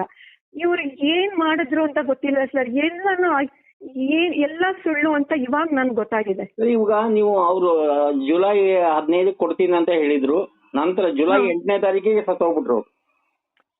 ಜುಲೈ 8ನೇ ತಾರೀಕು ನಾನು ಆ ಲೆಕ್ಕದಲ್ಲೇ ನೀವು ನಿಮ್ಮ ಹಣಕ್ಕೆ ತರ್ಪಣ ಬಿಟ್ಟಿದ್ದು ಕೂಡ 1 ವರ್ಷ ಆಯ್ತು ಇವಾಗ. ನಾನು 1 ವರ್ಷದಿಂದ ಪೊಲೀಸ್ ಸ್ಟೇಷನ್ ಸುತ್ತಾ ಇದ್ದೀನಿ ಸರ್. ಥ್ಯಾಂಕ್ ಗಾಡ್ ಇವಾಗ ನಮ್ಮ ಹುಣಸೂರು DYSP ನನಗೆ ಮೈಸೂರು SP ಜೊತೆ ಮಾತಾಡಿ ನನಗೆ ಡಿಸ್ಟ್ರಿಕ್ಟ್ಸ್ ಅನ್ನ ಕಳ್ಸಿದ್ರು. ಖಂಡಿತ ಅಲ್ಲಿ ಒಳ್ಳೆ ಆಫೀಸರ್ ಇದ್ದಾರೆ, ಅದರಲ್ಲಿ ಡೌಟ್ ಇಲ್ಲ. ನನಗಂತೂ ನಿಜ ಐ ಆಮ್ ಸೋ ಥ್ಯಾಂಕ್ಫುಲ್ ಅಂತ ಅಂದ್ರೆ ನಾನು ಈಗ DYSP ಹೋಗಿ ಹೇಳಿದೆ. ನಾನು ಅವ್ರು ಹೇಳಿದ್ರು ನಂಗೆ ಅವತ್ತೇ ಗೊತ್ತಾಯ್ತು ನನಗೆ FIR ಆಗಿದ್ದು ಅಂತ ಹೇಳಿದ್ರು. ನಿಮ್ಮ ತನಿಖಾಧಿಕಾರಿ ಕೂಡ ಹಂಗೆ ಹಗರು ಬಿಡಲ್ಲ, ಅವರು ಅಷ್ಟೊಂದು ಶಿ ಇಸ್ ವೆರಿ ಸ್ಟ್ರಾಂಗ್. ಇಲ್ಲ ಇನ್ನೊಂದು, ನಾನು ಈಗ ನೀವು ಸಾವಿನ ಸುದ್ದಿ ತಿಳಿದ ಮೇಲೆ ಹೋಗಿದ್ರಾ ಅಂದ್ರೆ ನಿಮ್ಮ ಹಣದ ಇಂಟ್ರೆಸ್ಟ್ ನಿಂದ ಅಥವಾ ಏನಾಯ್ತು ಅಂತ ನೋಡಕ್ ಹೋಗಿದ್ರಾ ಫಿಸಿಕಲಿ? ಸರ್ ನನಗೆ ಸಾಯಂಕಾಲ 6 ಗಂಟೆಗೆ ICIC ಮ್ಯಾನೇಜರ್ ಫೋನ್ ಮಾಡಿ ಹೇಳಿದ್ರು, ಅವ್ನು ಸತ್ತೋಗಿದ್ದಾನೆ, ಅವ್ನು ಈ ತರ ಎಲ್ಲ ಒಂದು 10-11 ಕೋಟಿ ಮೋಸ ಮಾಡಿದಾನೆ, ನೀನು ನಾಳೆ ಹೋಗು ಅಂತ. ನಮ್ಮಮ್ಮ ಹೇಳಿದ್ರು, ಆ ಸತ್ತವ್ನ ಯಾಕೆ ಹೋಗಿ ನೋಡ್ಬೇಕು ನೀನು ಅಂತ ಅಂದ್ರು. ಹಾಗೂ ನಾನು ನಿಜ ಇವನೇ ಸತ್ತಿದಾನ ಅಥವಾ ಏನೋ ಇವರು ಸುಮ್ಮನೆ ಸುಳ್ಳು ಹೇಳ್ತಿದಾರ ಅಂತ ನೋಡಕ್ ಹೋದೆ. ಅವನ್ಗೆ ನಾನು ಲಾಸ್ಟ್ ನನ್ನ ರೆಸ್ಪೆಕ್ಟ್ಸ್ ಕೊಡೋಣ ಅಂತ ಏನ್ ಹೋಗ್ಲಿಲ್ಲ, ಇವ್ ನಿಜವಾಗ್ಲೂ ಸತ್ತಿದಾನ ಅಂತ ನೋಡಕ್ ಹೋದೆ ನಾನು. ನೀವು ರವಿಚಂದ್ರನ್ ಅವ್ರ ತಾಯಿಯವ್ರನ್ನ ಭೇಟಿ ಮಾಡಿದ್ರ? ಅಲ್ಲಿ ಏನೋ ಮೆನ್ಷನ್ ಮಾಡಿದ್ರಿ ಅಂದ್ರೆ ಅವರು ಸಂದೀಪ್ ಅವ್ರ ಅಣ್ಣ ಅಂತ ಹೇಳ್ಕೊತಾರಲ್ಲ ಅವರು ನನ್ನ ರೆಕಗ್ನೈಸ್ ಮಾಡಿದ್ರು ಅವತ್ತು. ಎಲ್ಲ ಕಾರ್ಯಗಳೆಲ್ಲ ಆದ್ಮೇಲೆ ಬನ್ನಿ ಮೇಡಮ್ ಅಂತ ಹೇಳಿದ್ರು. ನಾನ್ ನಿಮ್ ಮನೆಗ್ 3-4 ಸಲ ಬಂದಿದ್ದೀನಿ ಅಂತ ಹೇಳಿದ್ರ. ಆಮೇಲೆ ನಾನು ಎಲ್ಲ ಅವ್ರದ್ದು ತಿಥಿ ಆದ್ಮೇಲೆ, ಇನ್ಫ್ಯಾಕ್ಟ್ ನಾನು ಫಸ್ಟ್ ಅವ್ರ ತಿಥಿಗೂ ಕಾಯ್ಲಿಲ್ಲ. ನಾನು ಪೊಲೀಸ್ ಸ್ಟೇಷನ್ ಹೋಗಿದಾಗ ಅವ್ರು ಹೇಳಿದ್ರು, ತಿಥಿ ಅವ್ರ ಮನೆಗೆ ಅವ್ರ ಮನೆಯವ್ರಿಗೆ ನೀವ್ ಯಾಕೆ ಇಷ್ಟು ಲೇಟ್ ಮಾಡಿದ್ರಿ ಬರಕ್ಕೆ ಅಂತ. ಆಮೇಲೆ ಅವ್ರ ತಾಯಿ ಮನೆಗ್ ಅದೇ ಅವ್ರ ಮನೆ ರವಿಚಂದ್ರನ್ ಮನೆಗ್ ಹೋದಾಗ ಅವ್ರ ತಾಯಿ ಇವಳಿಗೆ ಫೋನ್ ಮಾಡಿದ್ರು. ಇವಳು ಬರ್ಲಿಲ್ಲ. ಅವಳು ಅವತ್ತು 2 ಸತಿ ಫೋನ್ ಮಾಡಿದ್ರು, ಡಿಸ್ಕನೆಕ್ಟ್ ಮಾಡ್ಬಿಟ್ಟು ಬರ್ಲಿಲ್ಲ. ವಿತಿನ್ 5 ಮಿನಿಟ್ಸ್ ಅವ್ರ ತಂದೆ ಬಂದ್ರು.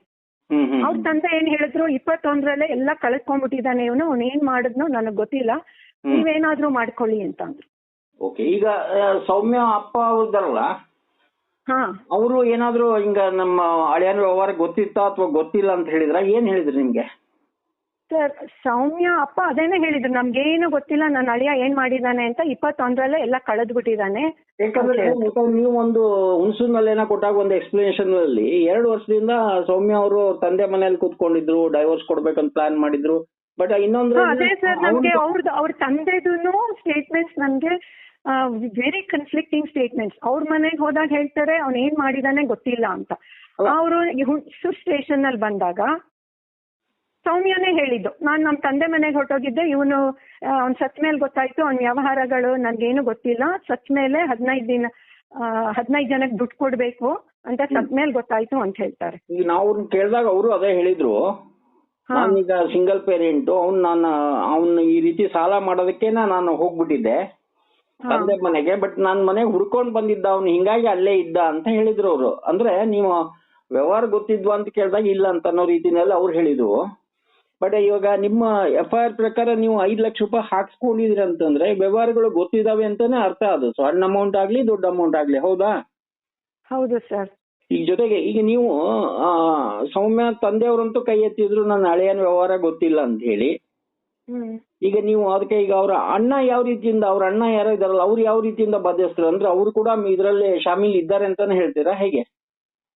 ಅವ್ರಿಗೆಲ್ಲ ಗೊತ್ತಿರುತ್ತೆ ಸರ್, ಅವರೆಲ್ಲ ಒಂದೇ ಮನೆಯಲ್ಲಿದ್ರು. ಸೌಮ್ಯ ಅಣ್ಣ, ಅವ್ರ ಹೆಂಡತಿ, ಸೌಮ್ಯ ಗಂಡ ರವಿಚಂದ್ರ, ಸೌಮ್ಯ ತಂದೆ ತಾಯಿ ಎಲ್ಲ ಒಂದೇ ಮನೆಯಲ್ಲಿ ಇದ್ದಾರೆ 2 ವರ್ಷದಿಂದ.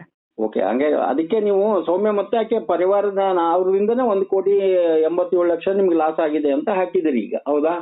ಹೌದು ಸರ್. ಈಗ ನಿಮ್ಮ ಇನ್ನೊಂದು ವಿಷಯ ಅಂದ್ರೆ ಅವ್ರ ಮನೆಗೆ ಹೋಗಿದ್ದಾಗ ಅವರಮ್ಮ ಹೇಳಿದ್ರು, ನನ್ ಮಗ ಹೇಳ್ತಿದ್ದ ನನಗೆ ಮನಸ್ಸಿಗೆ ಸಮಾಧಾನನೇ ಇಲ್ಲ, ಡಿಸೆಂಬರ್ ಅಲ್ಲೆಲ್ಲ ದುಡ್ಡು ಬರುತ್ತೆ, ಎಲ್ರಿಗೂ ಕೊಟ್ಬಿಟ್ಟು ನಾನ್ ನೆಮ್ಮದಿಯಾಗಿರ್ಬೇಕು ಅಂತ ಹೇಳ್ತಿದ್ದ ಅಂತ ಹೇಳಿದ್ರು ಅವರಮ್ಮ. ಯಾರು? ರವಿಚಂದ್ರನ್ ಅವರ ತಾಯಿ? ಹೌದು. ಅವ್ರ ತಂದೆ ಒಂದು ಸ್ವಲ್ಪನೂ ಮಾತಾಡ್ಲಿಲ್ಲ ರವಿಚಂದ್ರನ್ ಅವ್ರ ತಂದೆ. ರವಿಚಂದ್ರನ್ ಅವ್ರ ತಂದೆ ಇಲ್ಲಿ ಹೆಂಗಿದೆ ಅಂದ್ರೆ, ಇದು ತುಂಬಾ ತನಿಖಾಧಿಕಾರಿಗಳಿಗೆ ತುಂಬಾ ಕೆಲಸ ಇದೆ ಅನ್ನಂಗ ಆಯ್ತು ಈ ಕೇಸ್ನಲ್ಲಿ. ಯಾಕಂದ್ರೆ ರವಿಚಂದ್ರನ್ ಅವ್ರ ತಂದೆ ತಾಯಿ ತೀರ್ಕೊಂಡಿದ್ದಾರೆ ಅಂತ ಹೇಳಿ ತರ್ಪಣ ಬಿಡ್ಲಿಕ್ಕೆ ಹೋಗಿದ್ದಾರೆ, ಹೌದಾ? ಅದು ಮೆಸೇಜಸ್ ಇದೆ ಸರ್ ನಮ್ಮ ಹತ್ರ, ಅವ್ನ ಹೆಂಡತಿ ಕಳ್ಸಿರೋ ಮೆಸೇಜ್ ಕೂಡ ಇದೆ. ತನಿಖೆ ಟೈಮ್ ನಲ್ಲಿ ಎಲ್ಲ ಡಿ.ಸೆನ್ ಅವ್ರಿಗೆ ಕೊಡ್ತೀರಾ, ಡಿಸ್ಟ್ರಿಕ್ಟ್ ಸೆನ್ ಅವ್ರಿಗೆಲ್ಲ ಪೂರೈಸ್ತೀರಾ ನೀವು ಎವಿಡೆನ್ಸ್ ಎಲ್ಲ? ಎಲ್ಲಾನು ಇದೆ ಸರ್ ನನ್ನ ಹತ್ರ, ವಾಟ್ಸ್ಆಪ್ ಮೆಸೇಜಸ್ ಎಲ್ಲ ಇದೆ. ಕರೆದಾಗ ಅಲ್ಲಿ ಹೋಗಿ ಎಲ್ಲ ಕೊಡ್ತೀರಾ? ಹೌದು ಸರ್. ಈಗ ಒಟ್ಟಾರೆ ನೀವು ಹೇಳೋದು ಅಂದ್ರೆ, ಈಗ ಅಮೆರಿಕದಿಂದ ನೀವು ಬಂದಿದ್ದೆ ದುಡ್ಡು ಕಳ್ಕೊಳಕ್ ಅನ್ನಂಗ ಆಯ್ತು ಒಂದ್ ರೀತಿಯಿಂದ, ಹೌದಾ?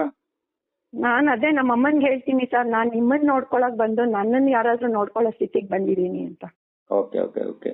ಈಗ ಒಟ್ಟೆ ನಿಮ್ಮ ಅಮೌಂಟ್ ಇದ್ದಿದ್ದು ಗೊತ್ತಾಯ್ತು, ಅದಕ್ಕೆ ಅವರು ಹೆಡೆ ಎತ್ತು ಕೂತ್ಕೊಂಡಿದ್ರು ಅಂತ. ಸರ್ ಇದೆಲ್ಲ ಪ್ರೀ ಮೆಡಿಟೇಟೆಡ್ ಪ್ಲಾನ್. ನನ್ಗೆ ಇವಾಗ ಒಂದೊಂದು ಅವನ್ ಏನ್ ಹೇಳ್ತಾ ಇದ್ದ ಅಂತ ಹೇಳಕ್ಕೂ ನನ್ಗೆ ಎಷ್ಟು ಸಂಕಟ ಆಗತ್ತೆ ಅಂದ್ರೆ, ನನಗೆ ಒಂದ್ ಅಕೌಂಟ್ ನನ್ನ ಕಸಿನ್ ನನ್ನ ಪರಿಸ್ಥಿತಿ ನೋಡ್ಲಾರ್ದೆ ನನ್ ಡಿಸೆಂಬರ್ 2022 ಸ್ಟೇಟ್ಮೆಂಟ್ ತೆಗೆಸ್ಕೊಟ್ಟ ಅವನು. ನನ್ ದುಡ್ಡು ತಗೊಂಡು ಎಲ್ಲಾರ ಸಾಲ ತೀರ್ಸಿದಾನ ಅವನು. ಒಂದು ಫಾರಿನ್ ಎಕ್ಸ್ಚೇಂಜ್ ಕೂಡ ಮಾಡಿಲ್ಲ.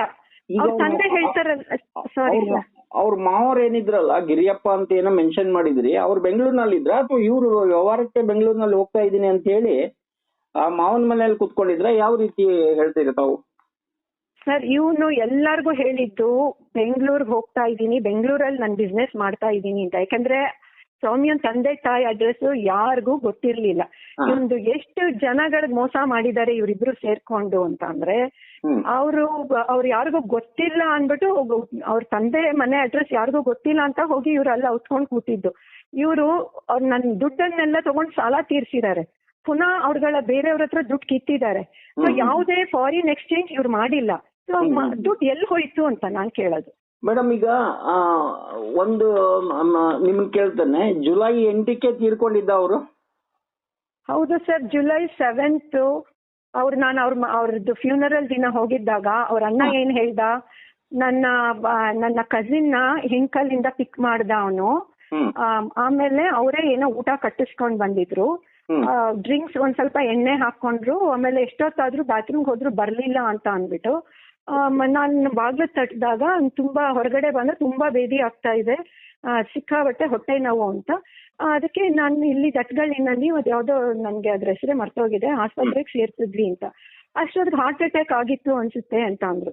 ನಾನು ಹೇಳಿದೆ, ಹಾರ್ಟ್ ಅಟ್ಯಾಕ್ ಆದ್ರೆ ಜಯದೇವಾಗ ಸೇರ್ಸ್ಬೇಕು, ಅಪೋಲೋಗ್ ಸೇರ್ಸ್ಬೇಕು, ಇಲ್ಲಾರೆ ನಾರಾಯಣ ಹೃದಯಾಲಯ ಇದೆ, ನೀವ್ ಯಾವ್ದೋ ಅನ್ನೋನ್ ನರ್ಸಿಂಗ್ ಹೋಮ್ ಸೇರ್ಸಿದ್ರ ಅಂದ್ರೆ ಅವನೇ ಹೋಗಿ ಸೇರ್ಕೊಂಡ ಅಂದ್ರು. ಇವರು ಆಮೇಲೆ ನಮ್ಮ ಹುಣಸೂರು ಸ್ಟೇಷನ್ ಬಂದಾಗ ಕಾರ್ಡಿಯಾಕ್ ಅರೆಸ್ಟ್ ಅಂತ ಒಂದು ಸರ್ಟಿಫಿಕೇಟ್ ಇಸ್ಕೊಂಡ್ ಬರ್ತಾರೆ ಹಾಸ್ಪಿಟಲ್. ಹಾರ್ಟ್ ಅಟ್ಯಾಕ್ ಆದವರು ಅಥವಾ ಆರಾಮಿಲ್ದವ್ರು ಅವರೇ ಹೋಗಿ ಸೇರ್ಕೊಂಡ್ರು ಅಂತ ಅವ್ರು ಹೇಳ್ಯಾರಂತ ಅವ್ರು ಹೇಳಿದ್ರು. ಹಾ ಮೇಡಮ್, ಈಗ ಜುಲೈ 9ಕ್ಕೆ ಅವ್ರದ್ದು ಅಂತ್ಯಕ್ರಿಯೆ ಆಯ್ತಲ್ಲ, 8ನೇ ತಾರೀಕು ಅವರು ಸತ್ತಿದ್ದು. ಹೌದು, 8ನೇ ತಾರೀಕು ಸತ್ತಿದ್ದು. ನನ್ಗೆ 8ನೇ ತಾರೀಕು ಸಾಯಂಕಾಲ ಗೊತ್ತಾಗಿದ್ದು. ಓಕೆ, 9ನೇ ತಾರೀಕು ಎಷ್ಟು ಗಂಟೆಗೆ ಆಯ್ತು ಏನಾದ್ರು ಗೊತ್ತಿದೆಯಾ ನಿಮ್ಗೆ? ಅವ್ರ ಅಂತ್ಯಕ್ರಿಯೆ ಎಷ್ಟು ಗಂಟೆಗೆ ಏನಾದ್ರು? ಅರೌಂಡ್ ನಾನು ಹೋಗಿದ್ದೆ, ನಾನು ಅದು ಎಲ್ಲೋ ಕೇರ್ಗಳ್ಳಿ ಅಂತ ಮೈಸೂರು ಅಂತಾರೆ, ಅದೆಲ್ಲ ನಾನು ಸಾರಿ ಅದು ನಾನು ಬಸ್ಸಲ್ಲಿ ಹೋಗೋಷ್ಟ್ರೊಳಗೆ ನಾನು 1.5 ಗಂಟೆ ಆಯ್ತು. ಅಲ್ಲಿ 10:30 ಆಗಿತ್ತು ಅನ್ಸುತ್ತೆ ಸರ್, ಅದು 11:30 ಮುಗೀತು ಅನ್ಸುತ್ತೆ. ಅದೆಲ್ಲ ಎಷ್ಟೊತ್ತು ನಾನು ಅಲ್ಲಿ ಹೋಗ್ಲಿಲ್ಲ, ನಾನು ಕ್ರಿಮೇಷನ್ ಗ್ರೌಂಡ್ಸ್ಗೆ. ಯಾಕೆ ನಾನು ಹೇಳಿದೆ ಅಂದ್ರೆ, ಹಾ, ಒಂದು ನಮಗೆ ಸಿಕ್ಕಿರೋ ಮಾಹಿತಿ ಪ್ರಕಾರ, ಒಂದು ಆಮೇಲೆ ಕಾಲ್ ರೆಕಾರ್ಡಿಂಗ್ ಒಂದೆಲ್ಲ ಸಿಕ್ಕಿದ್ರ ಪ್ರಕಾರ ಜುಲೈ 9, 2023ಕ್ಕೆ ಮಧ್ಯಾಹ್ನ 3:21ಕ್ಕೆ ಒಂದು SMS ರವಿಚಂದ್ರ ಅವ್ರ ಮೊಬೈಲ್ ನಿಂದ ಸೌಮ್ಯಾರಿಗೆ ಹೋಯ್ತು. ಹೌದು ಸರ್. ಅವ್ರ ಪಾಸ್ವರ್ಡ್ ಗೊತ್ತಿಲ್ಲ ಅಂತ ನಿಮಗೆ ಹೇಳಿದ್ರು. ಹೌದು ಸರ್, ನಾವೆಲ್ಲ ಕೇಳಿದ್ವಿ. ಸತ್ತು ಅವ್ರನ್ನ ಸುಟ್ಟಿದಾರ ಬಸ್ ಆದ್ಮೇಲೆ ಪಾಸ್ವರ್ಡ್ ಇವ್ರಿಗೆ ಹೆಂಗೆ ಬಂತು ಗೊತ್ತಾಗ್ಲಿಲ್ಲಲ್ಲ. ಅದನ್ನ ನೀವು ಅವ್ರನ್ನೇ ಕೇಳ್ಬೇಕು ಸರ್, ಅವ್ರೇನ್ ಹೇಳಿದ್ದು ನಮ್ಗೆ. ಯಾಕಂದ್ರೆ ಇದು ನಮ್ಗೆ ಅದನ್ನ ಅಲ್ಲ ಸರ್, ನಾವು ಕೇಳಿದ್ದು ನಿಮ್ಗೆ ಏನು ಗೊತ್ತಿಲ್ಲ ತಾನೆ ಅವ್ರ ವ್ಯವಹಾರದ ಬಗ್ಗೆ. ಅವ್ರ ಅಕೌಂಟ್ ಪಾಸ್ವರ್ಡ್ ಇದ್ರೆ ಅವ್ರ ಅಕೌಂಟ್ ಅವ್ರದ್ದು ಫೋನ್ ನೋಡೋಣ, ಅವಾಗ ಅಟ್ಲೀಸ್ಟ್ ಅರ್ಧ ವಿಷಯ ಸಿಕ್ಬಹುದು ಅಂತ ಅಂದಿದ್ಕೆ ಅವ್ರು ನನ್ಗೆ ಪಾಸ್ವರ್ಡ್ ಗೊತ್ತಿಲ್ಲ ಅಂತ ಅಂದ್ರು. ಹೋಗ್ಲಿ ಅದನ್ನ ಅನ್ಲಾಕ್ ಮಾಡ್ಸೋಣ ಅಂದ್ರೆ ಅದಕ್ಕೂ ಒಪ್ತಾ ಇರ್ಲಿಲ್ಲ. ಆಮೇಲೆ ಇವಾಗ ಸತ್ತು ಭಸ್ಮ ಆದ್ಮೇಲೆ 3 ಗಂಟೆಗೆ ಅವ್ರಿಗೆ ಒಂದ್ SMS ಮೆಸೇಜ್ ಹೋಗಿದೆ, ಈಗ ರವಿಚಂದ್ರನ್ ಫೋನ್ ಇಂದ ಸೌಮ್ಯ ಫೋನ್ಗೆ. ಅದೇ ಅಂದ್ರೆ ಸತ್ತವ್ರಿಂದ ಅದು ಭಸ್ಮ ಆದ್ಮೇಲಿಂದ ಇವ್ರಿಗೆ ಹೋಗಿದೆ ಅಂತಂದ್ರೆ ಅದ್ರಲ್ಲಿ ಏನೋ ಒಂದು ಪ್ಲಾನ್ ಇದೆ ಅಂತ ನಿಮ್ ಪ್ರಕಾರ ಡೌಟ್? ಹೌದು ಸರ್. ಸೊ ಅದಕ್ಕೆ ನೀವು ಇವರೆಲ್ಲ ಓಟೆ ಮಿಲಾಪಿ ಅಂತ ಹೇಳ್ತೀರಾ? ಹೌದು ಸರ್. ಹೌದಾ? ಈಗ ಅವ್ರಿಗೆ ಅಂದ್ರೆ ನೀವು ಹೇಳೋದ್ ಪ್ರಕಾರ ಅವರು ಈ ಬಿಕ್ಸ್ ಫ್ರಾಂಚೈಸಿ ತಗೊಳಕ್ ಅಂತ ಹೇಳಿ ನಿಮ್ಮ ಹತ್ರ ಬಂದ್ರು, ಹೆಲ್ಪ್ ಮಾಡ್ರಿ ಅಂತ ಬಂದ್ರು, Forex ವಾಲ್ಯೂಮ್ ಜಾಸ್ತಿ ಆಗ್ತಾ ಇದೆ ಅಂತ ಬಂದ್ರು, RBI ಲೈಸೆನ್ಸ್ ಇಲ್ಲಿದ್ರೆ ಎಕ್ಸ್ಚೇಂಜ್ ರೊಕ್ಕ ವಾಪಸ್ ಬರಲ್ಲ ಅಂತ ಯಾಮರ್ಸಿದ್ರು, GST ಕಟ್ಲಿಕ್ಕೆ ರೊಕ್ಕ ಇಲ್ಲ ಅಂತ ಹೇಳಿದ್ರು, GST ಕಟ್ಟಿ ನಿಮ್ ರೊಕ್ಕ ವಾಪಸ್ ಕೊಡ್ತೀನಿ ಅಂತ ಹೇಳಿದ್ರು, 3 ತಿಂಗಳನ್ನ ಕೊಡ್ತೀನಿ ಅಂತ ಹೇಳಿ ಒಟ್ಟಾರೆ ಮೋಸ ಮಾಡಿದ್ರು. ಹತ್ತತ್ರ 2 ಕೋಟಿ. ಹೌದಾ? ಹೌದು ಸರ್. ಸೊ ಈಗ ಅವರು ಎಲ್ಲಾರು ಕೈ ಎತ್ತಾ ಇದಾರೆ, ನಿಮ್ಮನ್ನ ನಡ್ನೀರ ಕೈ ಬಿಟ್ಟಿದ್ದಾರೆ ಅಂತ ನೀವು ಅವ್ರೇನ್ ಹೇಳಿದ್ರು, ನಮ್ಮ DYSP ಹತ್ರ ನಾನ್ ಸುಳ್ಳು ಹೇಳ್ತಾ ಇದ್ದೀನಿ, ಇವ್ರು ಯಾರು ಅಂತಾನೆ ಗೊತ್ತಿಲ್ಲ. ನಾನು ಅವ್ರ ಮನೆಗೆ ಹೋದಾಗ ಅವ್ರ ತಂದೆಗೆ ಹೇಳಿದಾಗ ಅವಳ ಅಕೌಂಟ್ ಕೂಡ ದುಡ್ಡು ಹೋಗಿದೆ, ನಮ್ಮ ಮನೆಗೂ ಬರ್ತಿದ್ಲು ಅಂತ ಹೇಳಿದಾಗ ಅವರು ಅವ್ರ ತಂದೆ ಹೇಳಿದ್ರಂತೆ, ನೋಡಮ್ಮ ನಿನ್ನ ಅಕೌಂಟ್ಗೆ ದುಡ್ಡು ಬಂದಿದ್ಯಾ ಅಂತಲ್ಲ ಅಂತ. ಅವಾಗ ಗೊತ್ತಾಯ್ತು ನನ್ಗೆ ಇವ್ರ ದುಡ್ಡು ಬಂದಿರೋದು. ಅದು ಯಾವಾಗ ಜುಲೈ 23 ಅವ್ರಿಗೆ ಗೊತ್ತಾಗಿದೆ ನನ್ನ ಅಕೌಂಟ್ ಇಂದ ಅವ್ರ ಅಕೌಂಟ್ ದುಡ್ಡು ಹೋಗಿರೋದು. ಓಕೆ ಮೇಡಮ್, ಈಗ ಒಂದು ಹಂಗೆ ಪ್ರಶ್ನೆ ಕೇಳ್ತೀನಿ ಕುತೂಹಲಕ್ಕೆ. ಅದು ತನಿಖೆನಲ್ಲಿ ಅವರು ಪ್ರಾಯಶಃ ಈ ವಿಡಿಯೋ ನೋಡಿದ್ಮೇಲೆ ಇದನ್ನೆಲ್ಲ ತನಿಖೆನೆಲ್ಲ ಅಳವಡಿಸಬಹುದು ಅನ್ಕೋತೀನಿ ನಾನು. ಇವರು 2018ರಲ್ಲೇ ಕೆಲಸ ಬಿಟ್ಟಿದೀನಿ ಅಂತ ಹೇಳಿದ್ದಾರೆ. ಹೌದಾ? ಹೌದು ಸರ್. ಹೆಚ್ಚು ಕಮ್ಮಿ ಮನೆಯಲ್ಲೇ ಕುತ್ಕೊಂಡವ್ರು ಅವರು. ಹೌದಾ? ಹೌದು ಸರ್. ಅವ್ರು ಹೇಳಿದ್ರೆ ರಿಯಲ್ ಎಸ್ಟೇಟ್ ಬಿಸ್ನೆಸ್ ಮಾಡ್ತಿದ್ದೀವಿ. ರಿಯಲ್ ಎಸ್ಟೇಟ್ ಬಿಸ್ನೆಸ್ 2018ರಲ್ಲಿ ಮನೆ ಕುತ್ಕೊಂಡಿದ್ ವ್ಯಕ್ತಿ ಈ ಮನೆ ಖರೀದಿ ಮಾಡ್ತಾರೆ ಅಂದ್ರೆ ಅವ್ರಿಗೆ ಎಲ್ಲೋ ಒಂದ್ ಕಡೆ ಹಣ ಇದೆ ಅನ್ನಂಗ ಆಯ್ತು. ಹೌದಾ? ಹೌದು ಸರ್. ಎಲ್ಲೋ ಒಂದ್ ಇರ್ಬೇಕು. ಸರಿ, ಅವ್ರು ಅರ್ನ್ ಮಾಡಿದ್ದು ಇನ್ನೊಂದು ಸರಿ. ಗಂಡ ಸಾಯೋ ತನಕ ಅವ್ರ ವ್ಯವಹಾರ ಗೊತ್ತಿಲ್ಲ ಅಂತ ಇವರು ಸೌಮ್ಯ ಅವರು ಹೇಳಿದ್ರು. ಹೌದಾ? ಹೌದು ಸರ್. ಅಂದ್ರೆ ಈ ರಿಸಾರ್ಟ್ ನಲ್ಲಿ 2 ದಿವಸಕ್ಕೊಮ್ಮೆ 45-50 ಸಾವಿರ ರೂಪಾಯಿ ಖರ್ಚು ಮಾಡ್ತಾ ಇದ್ರು. ಆಮೇಲೆ ಆಯೂರ್ ರಿಸಾರ್ಟ್, ಸೇರಾ ರಿಸಾರ್ಟ್ಗೆ ಇವರೆಲ್ಲ ಹೋಗಿ ಬಂದಿದ್ದು. 2018ರಲ್ಲಿ ಮನೆಯಲ್ಲಿ ಕುತ್ಕೊಂಡಿದ್ದ ವ್ಯಕ್ತಿ ಇಷ್ಟೆಲ್ಲ ಐಷಾರಾಮಿ ಜೀವನ ಮಾಡಕ್ ಆಗ್ತದ ಹೇಗೆ ಅಂತ ಅದನ್ನ ಅವ್ರಿಗೆ ಕೇಳ್ಬೇಕು ಸರ್. ಒಂದು ಅಲ್ಲ, ತನಿಖಾಧಿಕಾರಿಗಳು ಪ್ರಶ್ನೆ ಅವ್ರು ಮಾಡ್ತಾರೆ. ಸೆಕೆಂಡ್, ಇವರು ವಿಯೆಟ್ನಾಂ, ಬಾಲಿ, ಥೈಲ್ಯಾಂಡ್, ಮಲೇಷಿಯಾ, ಫಿಲಿಪೈನ್ಸ್ ದೇಶ ಸುತ್ತಾ ಇದ್ರು. ಒಬ್ಬ ವ್ಯಕ್ತಿ ಕಾಮನ್ ಆಗಿ ಕೇಳ್ತಾನೆ, ಅಂದ್ರೆ ನೌಕರಿ ಇಲ್ಲ ಏನಿಲ್ಲ ಎಲ್ಲ ಬಿಟ್ಕೊಂಡು ಕೂತ್ಕೊಂಡ್ಮೇಲೆ ಈ ಅಮೌಂಟ್ ಎಲ್ಲಿಂದ ಬರ್ತಾ ಇತ್ತು ಕಮ್ಸೆ ಕಮ್ ಅವರು ಫಾರಿನ್ ಟೂರ್ ಮಾಡ್ಲಿಕ್ಕೆ? ಅಂದ್ರೆ ನೀವು ಹೇಳಿದ್ರಲ್ಲ ಒಂದು 20-22 ಕೋಟಿ ಎಲ್ಲಾ ಕಡೆಯಿಂದ ಮುಂಡಾಯಿಸ್ಬಿಟ್ಟಿದ್ದಾರೆ ಬೇರೆ ಬೇರೆದವ್ರಿಗೆ ಅಂತ ಹೇಳಿದ್ರೆ. ಹೌದಾ? ಅದು ನನಗೆ ಅಮೌಂಟ್ ಏನಾದ್ರು ಐಷಾರಾಮಿ ಇದರಲ್ಲಿ ತೊಡಗಿಸಿದ್ರ ಹೆಂಗೆ ಅಂತ ಅವ್ರು? ಡೆಫಿನೆಟ್ ಆಗಿ ಸರ್. ಎಲ್ಲಿಂದ ಬರುತ್ತೆ ಇವ್ರಿಗೆ ಇನ್ಕಮ್? ಇವಾಗ ಎಲ್ಲ ಒಂದು 20-30 ಜನಕ್ಕೆ ಮೋಸ ಮಾಡಿದ್ದಾರೆ ಇವರು. ಎಷ್ಟು ಬೇಜಾರಾಗತ್ತೆ ಅಂದ್ರೆ ಇಂಥ ಜನಗಳು ನಿಜವಾಗ್ಲೂ ಅವ್ರಿಗೇನು ಒಳ್ಳೆ ಸಂಸ್ಕಾರನೇ ಕೊಟ್ಟಿಲ್ವಾ ಅವ್ರ ಅಪ್ಪ ಅಮ್ಮಂದಿರು ಅನ್ಸುತ್ತೆ ಇವರಿಬ್ಬರಿಗೆ. ಹೇಳೋ ಥೀಮ್ ಇಷ್ಟೇ, ರಾಧಾ ಯಾರು ಅಂತ ಗೊತ್ತಿಲ್ಲ ಅಂತ ಗೊತ್ತಿದ್ರು ಕೂಡ ಸುಳ್ಳು ಹೇಳಿದ್ದಾರೆ ಅಂತ ಹೇಳ್ತೀರಾ, ಹೌದಾ? ಹೌದು ಸರ್. ಸೊ ಈಗ ರವಿಚಂದ್ರನ್ ಅವ್ರ ಸ್ವಾಮಿ ಅಣ್ಣನ್ಗೆ ಸರ್, ನಾನು ಅವ್ರ ಅಣ್ಣನ ದಾರಿನಲ್ಲಿ ಹೋಗಿದ್ರೆ ನಾನು ರೆಕಗ್ನೈಸ್ ಮಾಡ್ತಾ ಇರ್ಲಿಲ್ಲ. ಆ ವ್ಯಕ್ತಿ ಬಂದು ನಾನು ನಿಮ್ಮನೆಗೆ 3-4 ಸಲ ಬಂದಿದ್ದೆ ಅಂತ ಹೇಳೋರು, ಇವಳು ನನ್ ದುಡ್ಡು ತಿಂದು ತೆಗೆದವಳಿಗೆ ನಾನು ಯಾರು ಅಂತ ಗೊತ್ತಿಲ್ಲ, ಸುಳ್ಳು ಹೇಳ್ತಾ ಇದ್ದೀನಿ ಅಂತ ಬಂದು ಪೊಲೀಸ್ ಅವ್ರ ಹತ್ರ ಹೇಳ್ತಾಳಲ್ಲ ಸರ್. ಈಗ ಗಿಣ್ಣದ ಹಾಲು ನಿಮ್ಗೆ ತಗೊಂಡಾಗ ಅಂದ್ರೆ, ಗಿಣ್ಣದ ಹಾಲು ಅಂದ್ರೆ ನಮ್ಮ ಹಿಂದೂ ಸಂಸ್ಕೃತಿನಲ್ಲಿ ಒಂದು ಗೌರವ ಇದೆ, ಹೌದಾ? ಯಾಕಂದ್ರೆ ಅದು ಹಾಲಿಗೆ ಮೋಸ ಮಾಡಬಾರ್ದು, ಅನ್ನಕ್ಕೆ ಮೋಸ ಮಾಡಬಾರ್ದು ಅಂತ ಇದೆ. ಈ ಗಿಣ್ಣದ ಹಾಲದ ನೆಪದಲ್ಲಿ ಬಂದವ್ರು ನಿಮ್ಗೆ ಮೋಸ ಮಾಡೋ ಹೋದ್ರು ಅಂತಂದ್ರೆ ಅದು ದಕ್ಕಲ್ಲ ಅವ್ರಿಗೆ ಅಂತ ಹೇಳ್ತೀರಾ? ಸರ್, ನಾನು ಎಷ್ಟು ಸಲ ಮೆಸೇಜಸ್ ಹಾಕಿದ್ದೀನಿ ಸರ್. ನಮ್ಮ ಹಸುಗಳು ಗಿಣ್ಣು ಹಾಲು ತಗೊಂಡ್ ಹೋಗಿ ನೀನು ನಮ್ಮ ಹಸುಗಳಿಗೆ ಮೋಸ ಮಾಡಿದ್ಯಾ, ನೀನ್ ಮೈಸೂರಲ್ಲಿ ಹುಟ್ಟು ಬೆಳೆದಿದ್ಯಾ, ನೀನ್ ಚಾಮುಂಡೇಶ್ವರಿ ಸುಮ್ನೆ ಬಿಡ್ತಾಳ ನಿನ್ನ ಅಂತ. ಸರಿ ಮೇಡಮ್, ಈಗ ನೀವು ಅದೇ ಲಾಕ್ಡೌನ್ ಟೈಮ್ನಾಗ ಈ ಗದ್ದೆ ಕೊಯ್ಲಿನ ಟೈಮಿಗೆ ಇವರೆಲ್ಲ ಬಂದಿದ್ರು, ಸೌಮ್ಯನೂ ಇದ್ರು ಅದ್ರಲ್ಲಿ ಅಂತ ಹೇಳಿದ್ರಿ. ಹೌದು ಅಂದ್ರೆ ಸರ್. ನಿಮ್ಮ ಯಾರೇ ಗೊತ್ತಿಲ್ಲ ಅನ್ನೋ ವ್ಯಕ್ತಿ ನಿಮ್ಮ ಹತ್ರ ಬಂದು ಪರಿಚಯ ಮಾಡಿ ಮಾತಾಡ್ಸೋದಕ್ಕೆ ಹೇಗ್ ಸಾಧ್ಯ ಅಂತ ನಾನು ತಿಳ್ತೇನೆ. ಅಂದ್ರೆ ಸರ್ ನನ್ಗೆ ಅರ್ಥ ಆಗ್ಲಿಲ್ಲ. ಈಗ ನಿಮ್ಗೆ ಯಾರು ರಾಧಾ ಯಾರು ಅಂತ ಗೊತ್ತೇ ಇಲ್ಲವರು ಈ ಗದ್ದೆ ಕೊಯ್ಲಿನ ದಿವಸ ನಿಮ್ಮನ್ನೇ ಪರಿಚಯ ಮಾಡ್ಕೊಂಡು ನಿಮ್ಮ ಎದುರಿಗೆ ಮಾತಾಡಿಸಿ ಯಾರು ಅಂತ ಗೊತ್ತಾಗಲ್ವಾ ಅವ್ರಿಗೆ ಅಂತ ಕೇಳ್ತಾರೆ. ಐ ವಿಟ್ನೆಸಸ್ ಇದಾರೆ ಸರ್. ಅಂದ್ರೆ ನೀವು ಹೇಳೋದು ಅವ್ರು ಸುಳ್ಳು ಹೇಳ್ತಾ ಇದ್ದಾರೆ, ಗೊತ್ತಿದ್ದು ಸುಳ್ಳು ಹೇಳ್ತಾ ಇದ್ದಾರೆ ಅಂತ ಹೇಳ್ತಿದ್ದೀರಿ ನೀವು. ಹೌದು ಸರ್. ಒಟ್ಟಾರೆ ನೀವು ಈಗ ನಮಗ್ ಕರೆ ಮಾಡಿ ಹೇಳೋದಿಷ್ಟೇ, ಸುಳ್ಳುಗಳ ಮೇಲೆ ಅವರು ಬ್ರಿಡ್ಜ್ ಕಟ್ಟಿ ನಮ್ದು ಏನಿದೆ 187 ಮುನುಗಿಸ್ಲಿಕ್ಕೆ ಹೊಂಟಿದ್ದಾರೆ ಅಂತ ಹೇಳಿ ನಿಮ್ಮ ದೂರು ಈಗ. ಹೌದು ಸರ್. ಮೇಡಮ್, ಈಗ ಬಹಳ ಅದ್ಭುತವಾಗಿ ಕಂಟಿನ್ಯೂಸ್ ಆಗಿ ಮಾತಾಡಿದ್ರಿ, ನಿಮ್ಮ ಭಾವನೆಗಳನ್ನೆಲ್ಲ ಹಂಚ್ಕೊಂಡ್ರಿ.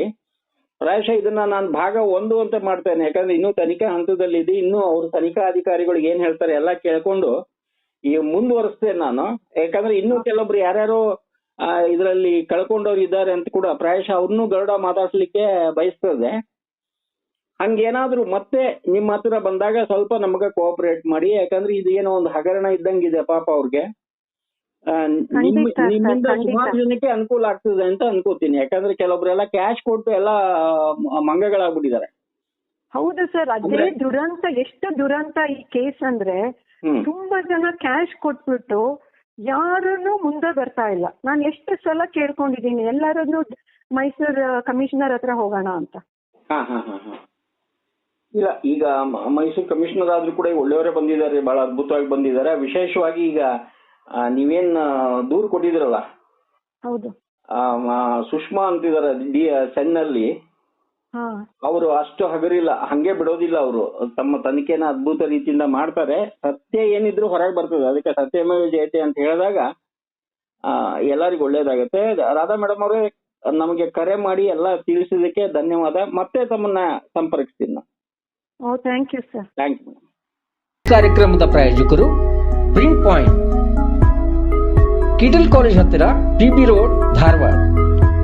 ನಮ್ಮಲ್ಲಿ ಎಲ್ಲ ತರಹದ banner print, colour print, offset print ಸೇವೆ ಇದೆ. ಬ್ಯಾನರ್ ಆಗಲಿ ಕಲರ್ ಪ್ರಿಂಟ್ ಆಗಲಿ ಸ್ಪಷ್ಟತೆಗೆ ಕನ್ನಡಿ. Print point, the print solution under one roof.